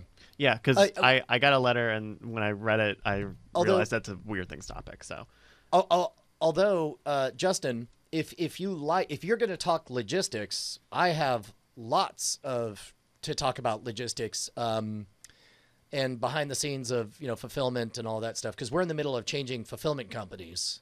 No. This is going to be more like a fun artistic flourish that we're putting on things that I was proud of and I wanted to share. So it's not really like logistics. Okay. Cool. Then, if we're good to go, then I'll say we go. Unless anyone. So, I'm just waiting for someone to say we're good to go. Also. Oh yeah. No. We're We're all good to go, go. right? We're all Okay. good to go. Lock. All right, take it away in 3, 2, 1. Welcome to the After Things podcast. I'm Andrew Main, joined by Justin Robert Young, Hello. Brian Brushwood, Hello. and our producer, Mr. Bryce Castillo. Hi, everybody. Gentlemen, this is a show where we talk about after things, being a creative, trying to make things work as a creative, and some of the best things we've ever talked about. Our own personal experiences of what we're going through. I had delivered to me, and this is on my shelf of favorite stuff. Action News. Action News, gorgeous looking box. Still Beautiful. in the shrink wrap, eh? I can see myself in the lettering. It's shiny. It is beautiful. So I have this sort of like my shelf of cool things, and it's up there with that next to, big Falcon rocket model. Hey, look at that. Good company. It So, was so delivered to me in a timely, reliable manner. I didn't even open it because I was so excited to see this. I thought Justin and company and John and etc. I don't know who else I'm 12 here. By Justin Yarbert, Young, and John Teasdale. I thought you did a fantastic job, and the country of China. You guys did a great job. So it was probably pretty easy, probably big deal. Pretty simple, everything straightforward, all that. Oh yeah, it's just a summer breeze. Look, I'm sure that we've historically done deep dives into our processes, and I think we will, once we get a little space on this and we can kind of tell the full tale, then there will be a lot to say about manufacturing in China and that decision and what we saved and where it cost us. But what I wanted to talk about today was our last task of getting our Kickstarter fulfilled, and that is everybody is mostly fulfilled now because we got all the games that needed to be gotten to our fulfillment center, and so they're being sent out all over the world. But the ones that haven't been fulfilled, ironically, are at our top level. These are our $250 packages, wherein you get 2 copies of the game, one signed, one not, 1 copy of the Contender, a copy of our Contender and Action News crossover expansion, the explicit expansion. So basically the whole kit and caboodle. And something that we threw in there as soon as we were doing our video, which was signed headshots of the news team that were in the in the video. Oh, please tell me, like they look like 8x10 black and white photos. Like, oh my God, they do. That's phenomenal. Oh, wonderful, wonderful. So this is what's going out. We're packing these up today, but I kind of had this feeling where I was really, really proud of it because when you bid at the highest level, right, you're obviously there because you're supporting, and what you want almost more than like the base value of anything that you're getting is just that little endorphin rush that makes you feel connected. That is just that final kind of special, one of a kind sort of thank you. And I just, as I was signing these, I was going to like sign them as just to kind of do an autograph thing. But I'm like, no. This has to be like, you're getting the personal the personal thing. And so This I has to love so the way we think of this in over at the Scam Stuff camp is that we want things to feel like an artifact from an alternate reality. And in some alternate reality, you had barbecue at Robert's joint, and you're doing him the service of leaving this to frame and put up on the wall. Exactly, right? And so John's coming over tonight, and he's going to sign, but we picked this picture so he could write in this this area here. And so everybody at the $250 level is going to get these. But I was very pleased with how they came out. Did you adhere to, because it used to be strictly, it was never 8.5 by 11. It was always 8 by 10 black and whites. Did you adhere to that, or are they printed on 8.5 by 11? Because I could see they're glossy. They are glossy, and they are 8 by 10 because that's what Target allowed me to do. So I just uploaded the pictures, and I ran them all off at Target. They were about $125 a copy, so it's like expensive. It was, about $127 altogether for the next time. Call me, get it to you faster and cheaper. So this is a bit of logistics talk. I know that when we have done projects before, we've had to actually write the story and put the bundles together based on what we could fit into a particular size package. In this case, you've got a box that I believe is roughly 6 by 8 inches. And then you have these 8 by 10s. Are you going to send them as two separate shipments? Because then, of course, you got to. So all in one bigger box? So yeah, here I'll actually show you. Yeah. See, this is the down to the granular nitty gritty stuff that has become increasingly important to me over the last 6 years now. Oh, you have perfect. So everything's going mail. in these. These are priority mail. Doctor actually just chews the living crap out of them. He loves them. But this is the medium flat rate box. But that's what it packs down to. And yesterday I spent about an hour trying to figure out exactly the best combination of how to fit everything in so it makes it. But these will go down at the bottom, so they'll be flat at the bottom with the bubble wrapped kind of package on top of it. So hopefully that'll keep everything crisp for delivery. That's great. So have you figured out, has anybody solved international shipping yet? Or for the independent creator, if your last name isn't Bezos, I guess just international shipping is $1 billion, period? Yeah, I mean, it's always a problem. I think, to be honest, the best way to do it will probably always will be the person who figures out a way that you can do mini bespoke or one-time only just shipping to a country so they can ship it from that country to other countries that are closer, or that country specifically. I had an idea, and it's a dumb idea, but I love it. And if you are the right brand, you're welcome to steal this idea. But I had this idea when I was talking to our friends over at the Whiskey Vault / Whiskey Tribe crew. And they were trying to figure out how to do fulfillment for their Patreon promises, or the people ordering, the whiskey paraphernalia internationally. And they're like, is there any way that it's not just insulting how expensive it is to get them over to them? And I said, no, but you're the kind of operation that could wear that on its sleeve. And what if you did, every time you did a release, you said you could do the regular edition, which you can order for, both domestic and international. It'll be more expensive if you're international. But then you also, for $3, have a special international edition where shipping is free. The product is only $3. The shipping is international, and it is only $3. and the international special edition is just a photo of you holding the product, giving the middle finger. Like, so that basically, paint it red and say, yeah, it sucks. It sucks. I wish we could send it to you cheaply, but we can't. But for $3, nobody in the United States gets this signed photo of me holding the product, giving the middle finger, except for you. Congratulations, international people. I went through what I did my book, Illusion Book, right? Which, yep.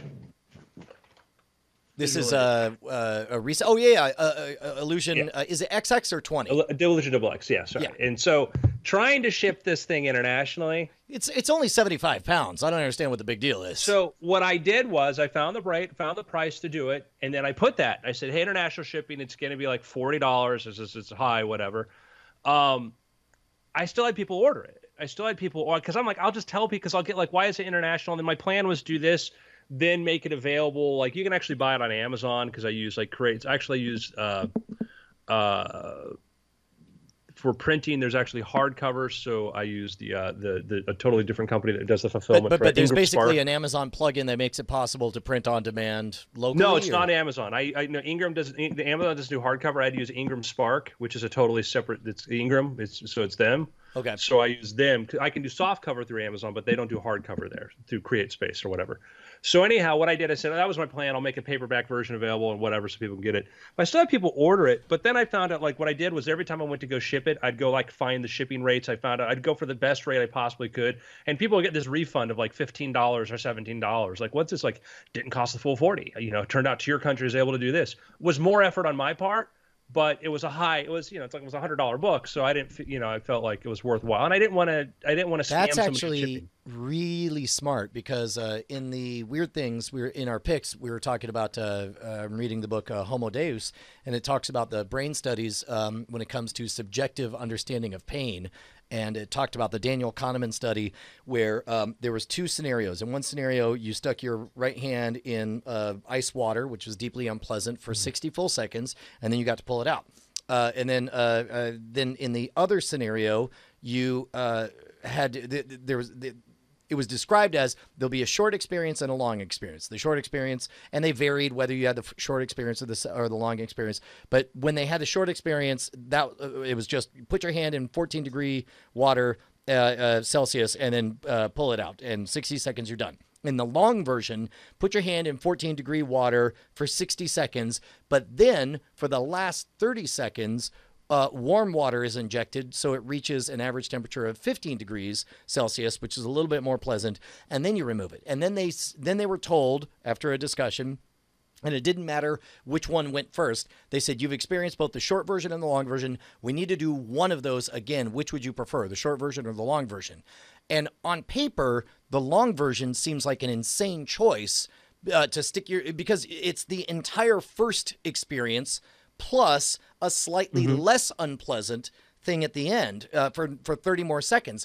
And yet it seems that our brains, all they do is once they file away the memory of what happened, they take the worst part and the best part, and they average it out into the middle, right? And in the book, he points out that it seems like Mother Nature has figured out the same thing, because childbirth is very, very unpleasant. I was going to get there. It had to be. It's very, very unpleasant, but the following 2 or 3 days, you have an unbelievable rush of endorphins. You're surrounded by your family, your community. You constantly feel like the center of the universe. You get the affection of the kid. And so when you think about having a kid, you don't think about that one very unpleasant pain point. You think about the overall experience. You take the low end and the high end and you average them out, and you're like, yeah, I'll have another kid. No big deal. And so in that regard, that's the brilliance of what you are describing, is you had somebody who had a very big pain point of like, wow, half the cost, or a third of everything I spend is just on shipping.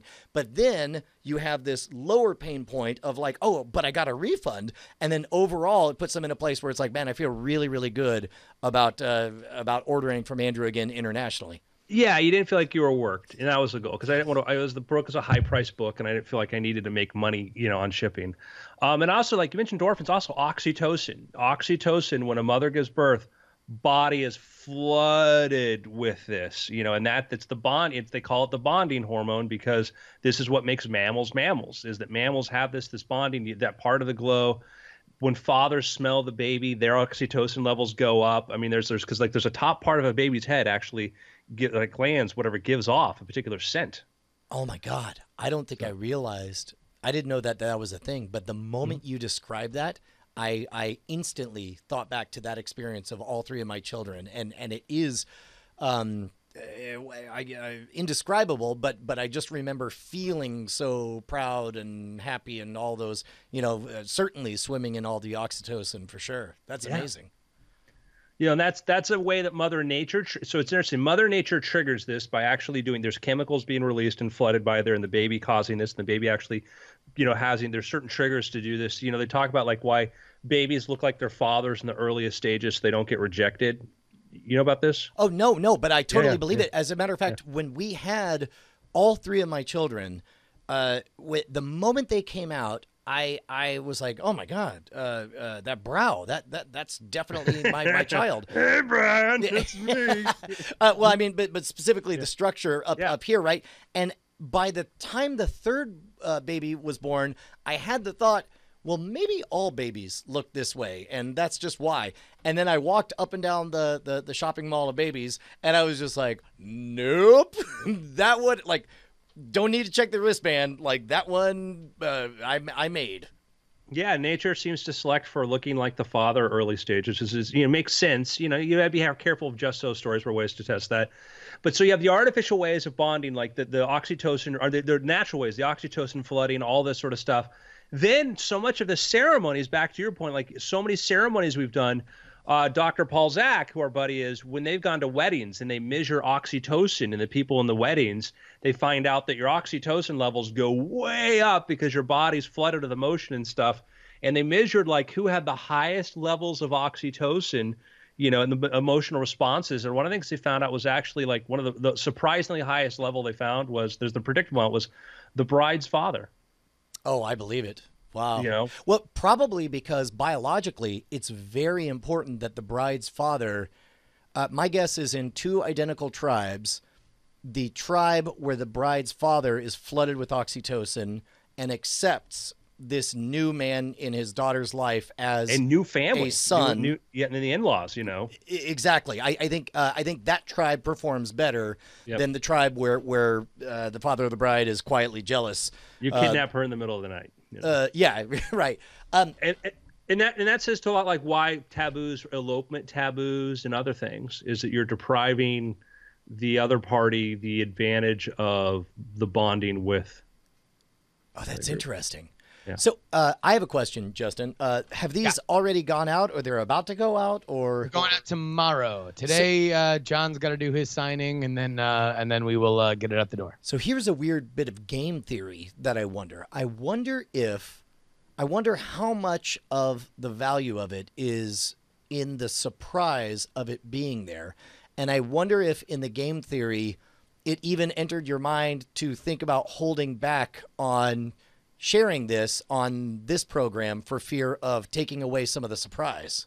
I think something like that, the physical nature of it, like we had a fun little game night at our mutual friend Darren Kitchen's place on Saturday, and as soon as we signed, because we had gotten all these done, and so John and I were together and we signed two of them and brought them to Darren, and as soon as like I saw his face of like, oh, this is great, like I'm gonna frame them and put them up like here and here, I was like, oh, okay, we have something. So I don't think I fully appreciated how cool of a thing it is, like how out of the norm. We're dressed up in costume, it looks kind of period appropriate, how much that all clicked together until that moment. So if I would have known that, I might have been a little bit more coy, but also it's like not everybody watches, not everybody who did that, is following my Instagram or is watching after things or whatever. So I think often it's a good idea because you build a built-up anticipation with an expectation of what they're going to get is good. It actually can increase the sort of thing like, oh, cool, I'm getting an 8x10. It's cool. Oh, here it is. And here's the signature. And I think sometimes it actually amplifies. Like, oh, that's kind of cool. But because if you have time to think like, oh, that's kind of cool. Because then you start to build up like, yeah, I can't wait to get this. oh yeah, Yeah. it's gonna be cool, and I get this, and you get like, oh cool, I got this thing, because you've been waiting for it, and then if you didn't get it, you'd be like, oh, but I was gonna get the 8x10, but when you get it, you're like, oh my god, I got the cool thing. Yeah. Well, and I know that it's a cool thing with Spin-12 is like any extras in the chat. So I don't know. Maybe for something else we could do goofy 8x10s or some other kind of tchotchke for stuff like that. Man. Well, hey, I can't go for too long on this After Things. You want to do some After Things picks or? Sure. So in Weird Things, I talked about Sapiens and Homo Deus, but my favorite thing I saw all week was the season finale. Wait, is it the season finale of Preacher last night? I don't watch Preacher. Oh, doggone it. It's I think it is though. Yeah. wait. Episode 10? Well, episode 10 or yes. Yes. I think Preacher. it's the season finale of Preacher. It was so great. It was so great. So great. Paid off. Like episode 9 was in all of season 3 the only one that didn't overwhelm me, and it was after the fact of watching it that we talked it on Cord Killers, and I found out, oh wait, no, this is just the place setting going into the final episode.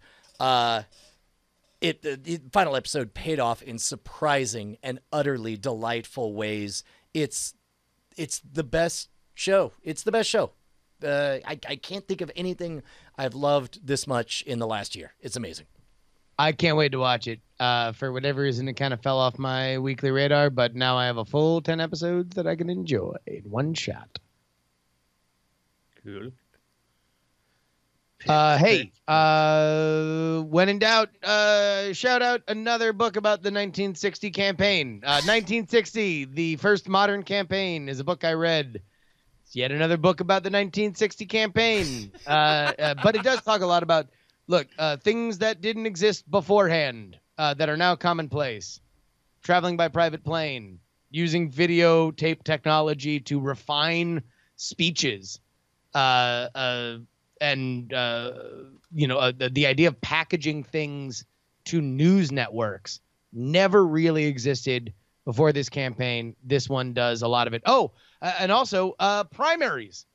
Prior to 1960, it was looked at as only the domain of the long shot to go through a primary system. And when we think about, the back room of the smoke-filled back room, we tend to marry it to our own system and think about like a Bernie Sanders, Hillary Clinton situation where, well, if you make it through the primaries and you're both deadlocked, then the smoky party bosses will decide who really wins.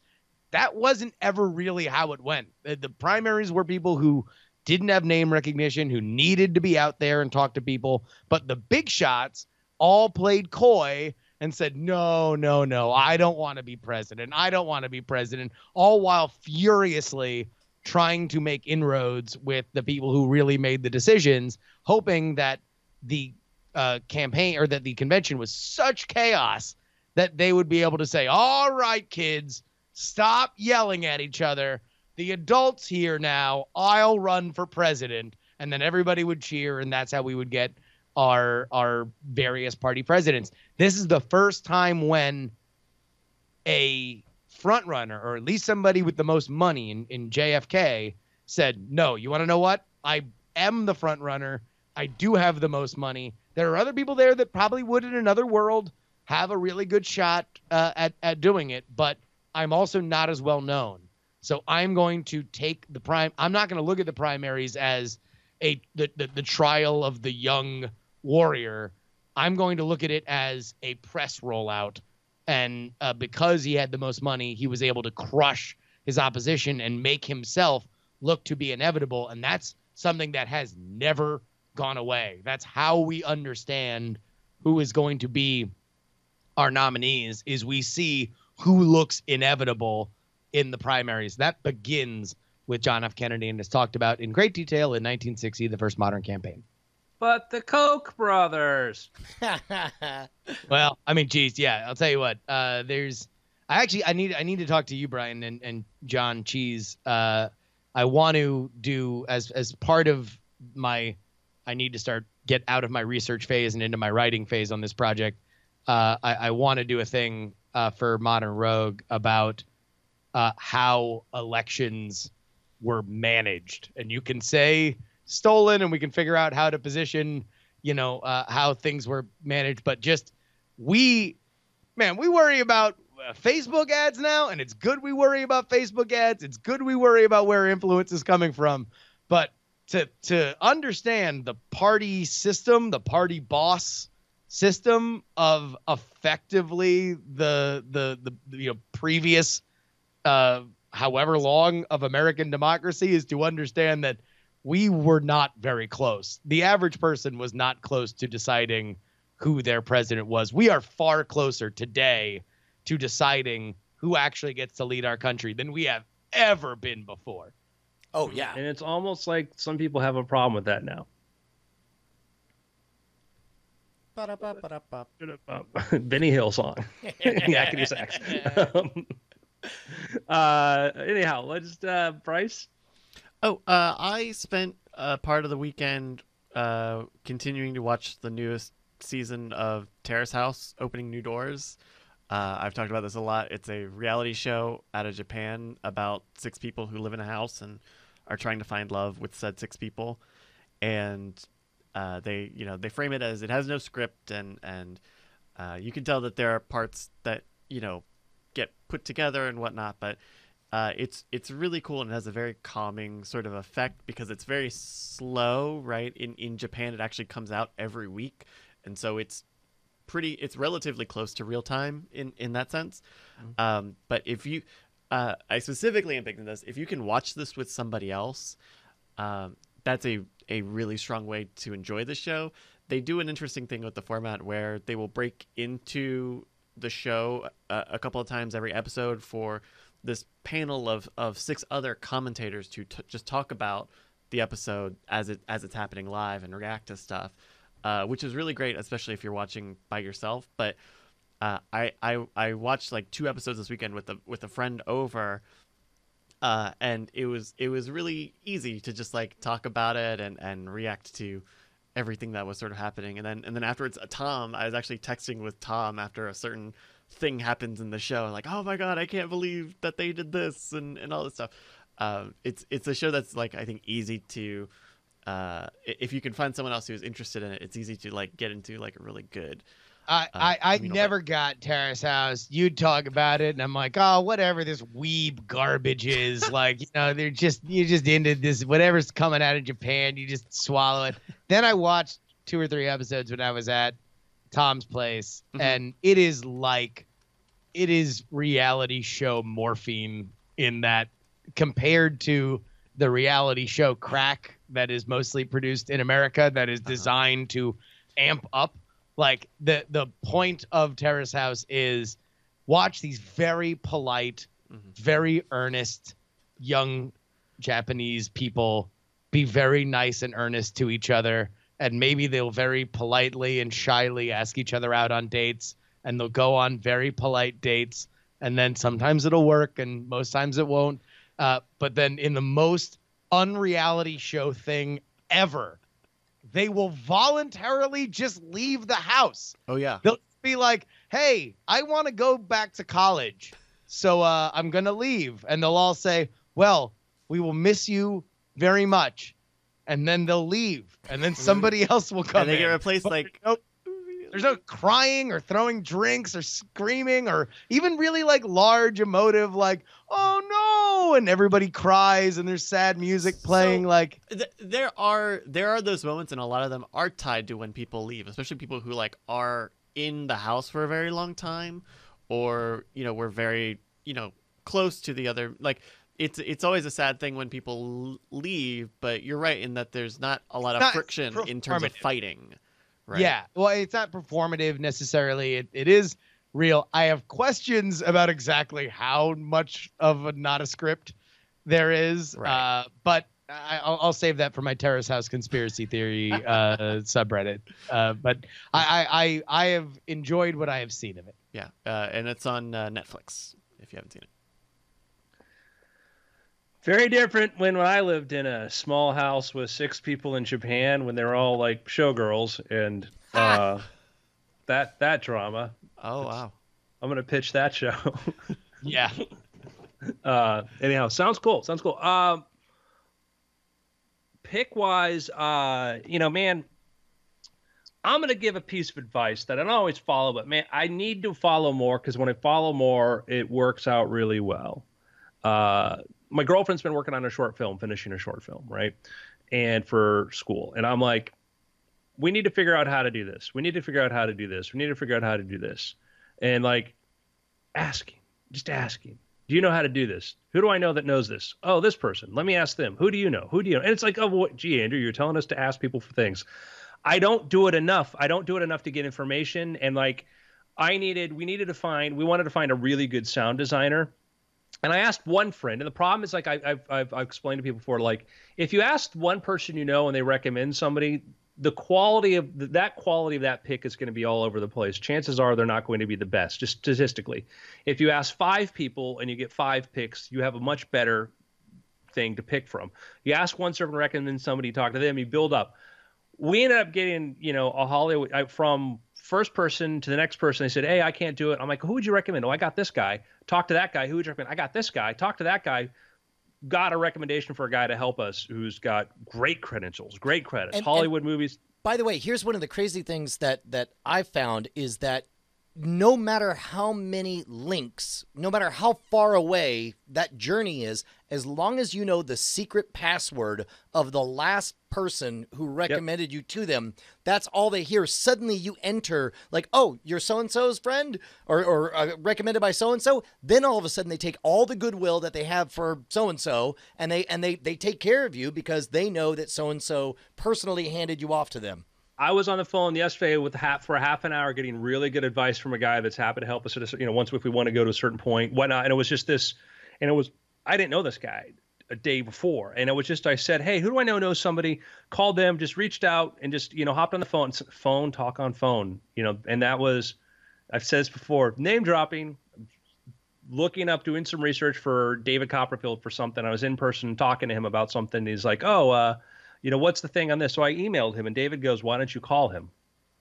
And I'm like, well, we have this thing called email. Oh, you're like kind of like a billionaire and probably know the hell you're really much more what you're doing than I do. So I'm like, yeah, that's kind of a cool idea because when somebody just calls me and has a quick, hey, can you do this? I'm more likely to respond. I'm like, yeah, I did it. And I do that. I'm like, because like people like, I'm going to just do it by email. And like I tell my friends, so I'm like, call. Say, hey, can I do a quick call? Because this email exchange doesn't go on really long. You can get to the heart of the matter faster. Yes, scheduling's hard, but if you're good with somebody's time and don't treat it into like you're talking to your long lost cousin from Cleveland for an hour, like, hey, what's the cool? How do we do this? The 3 of us, we have a very good short form on the phone call. I remember like I was talking to you, Justin, and my girlfriend heard me go like, all right, man, bye. And we just ended the call like super quick. Like you ended the call really quick. Like I'm like, yeah, we're going to talk again. Yeah. Oh, yeah. No. Yeah. Probably at least once a day. Yeah. Like we will. But that's the thing is like there's an element where I know and I think we all have a shorthand where it's like, hey, look, like this line of communication is way too valuable to degrade to like awkwardness, right? Yeah. or just that dance that like, okay, well. Oh, sorry. I was going to say, or just that dance, like you think about that bandwidth. Like, I don't have that 25 seconds for us to say, well, I guess it's been good talking with you. Guess I'm going to wrap things on up, but we'll talk again soon. So until then, I'll see. Okay. And all right. Bye-bye. Bye-bye. And it's like, hang up. No, you hang up. No, you hang up. It's like, hey, I got to go. And then it's like, boo. And then what's funny is you say, hey, I got to go. And then the best is when the other person, without saying goodbye, you just hear the boop, boop, boop. Like they're like, done. Yeah, and I do with like you guys, like I'll do like, you got to go like, oh, sorry, I have to go. I have to go. No, I have to go more than you before you do. And I'm just like, we do that just to get out of it. But yeah, but even when talk to people you don't know, really good phone etiquette, I guess that's another point is like, hey, thanks for talking to me. This is what I'm looking at, and don't waste their time with trying to sell them. If they picked up your call, they're already willing to hear you out. Yes. Explain what that's it. Explain your thing. Time is now important. Like, this is what I'm looking at doing. Any suggestions? Da da da da. Listen. Okay, cool. Thank you. I may circle back with this, whatever. And then it's just you can get in and out of a phone call much more easily now than I can out of 3 emails. I think culturally we're also moving to a point where making a phone call is less like making a phone call was 10 years ago and more like making a Vulcan mind meld is. Like, it is a more intimate and rare thing than it used to be in a pre-ubiquitous text and email world. So it's like, if you are on the phone with somebody that you don't know, but they have given you their time on the phone, then boom, boom, boom. Like, specifically if it's a business thing and you don't know them, like, even helps to write out what you want. I mean, like, you treat it like you would treat calling a source, or like if you were a reporter. Like, here are my questions. Thank you very much. Would you mind if I followed up? And they'll probably say, yeah, sure. Either give me a call or if it's a little thing, you can send me an email or a text. But even just anchoring that, like, oh, okay, I'm done. I'm going to apply your wisdom, makes the emails A, more clear, B, responded to faster. It just is huge. But there is and without getting too, get off my lawn, there is, I think, we're evolving what a phone call is, but in a way it almost makes it more valuable. Oh, yeah, absolutely. It's not the default way of communicating anymore. Yeah, Yep. Agreed. Yep, I think we're gonna get to a point where we'll feel more comfortable, like leaving video messages for people too. I already don't understand why, and maybe this is possible. After all, it is called voicemail. But why can't I just record a voicemail and deliver it over the phone system? Why do I have to call? I wanted that forever. I wanted to just leave people, specifically when I'd be talking to people that I want to call late night, but we're on in different time zones or whatever. Yeah, but you don't want to call and wait for them to not answer, so that you or fear, like, you call someone and you're afraid they're going to answer because you don't want to have a real time conversation. You just want to say this thing in voicemail format. I feel like there was something in voicemail where, like, if you got through the actual, like, menu, that you could dial a number and just send a voicemail, but that might have been a fever dream. I think there is a way to do that. Like, I had a point where there was somebody who I did not want to get on the phone with because they were a crazy person and I needed to make them think that I wasn't trying to avoid them. So there was some service I used which goes straight to their voicemail. And so I could do that. So they kept getting, hey, man, trying to reach you, couldn't get through, whatever. So on their end, it's like, he's trying to get a hold of me. I think that's what phone spammers will do, is that they'll call you twice, and because one of them is trying to dial, the other one will go straight to voicemail. I think that's something that they do. Well, except for they never leave a voicemail. Like, I get, but then again, I have a frustratingly 2-minute long Turing test. Yeah, you have your. You might not know that there's been a limited window for healthcare enrollment. Oh, is this Anne? My goodness. Is there a problem with my Google listing? I mean, that's the other problem about the phone right now is that it is like corrupted tech. Yeah. Like, it is just the wires are haunted. I'll tell you what, I get virtually no voicemails. Because I have a 2-minute long Turing test, really long message, which, by the way, I'm openly hostile to voicemail. Correct. But like to the point where my mom doesn't even leave me voicemails on anything. Yeah, no. I have. I guess I stand corrected. The very first one I opened was a spam thing. Somebody wants to tell me that he bought property in my neighborhood. Oh. There are apps that do this, but from TechWalla, they say call your own voicemail and enter your security code to get access to your account. Press 2. In most voicemail systems, this opens a dialogue that allows users to send to other voicemail boxes on the same provider. Yeah. Well, and that's the thing, is it's you'd have to know the provider, and that does sound familiar. Yeah. But yeah, that's not it. I mean, I think that as things like Google Chat or iMessage evolve, like, I mean, you could do that now, and the way we use those things changes. Like, yeah, I mean, iMessage has a voice sender in video, yeah, and if you have it on Do Not Disturb, then I know I'm not going to be bothering you after hours, and I can just send you a message. So, I mean, that's a way to do it now. Yeah. But interesting thought. So now my pick is, when you're, ask who would you recommend? Anybody else you'd suggest? Don't push. Imagine yourself at a little point. you know a couple people in this nexus around you. Every time you ask and say, who can you extend this out, it goes further and further out. And the number of possibilities that you'll find somebody really talented or good increases exponentially. Yep. So, math. Cool. Gentlemen, it's been after. Sweet. Hey, good shows today, guys. Yeah, right on. Alrighty, well, we'll be back in a couple hours with Cord Killers. Did you watch Better Call Saul already? No, I was gonna watch Can I that. talk to you guys Oh, offline great. for a second? I have a, Well, I have a proposal. Okay, we will do that also. But we'll see you guys back here on the stream. Thank you, everybody. You'll all be part of this later. Don't worry. Nobody's been cut out. But you the one that's fucking crazy. And it's time for me to run.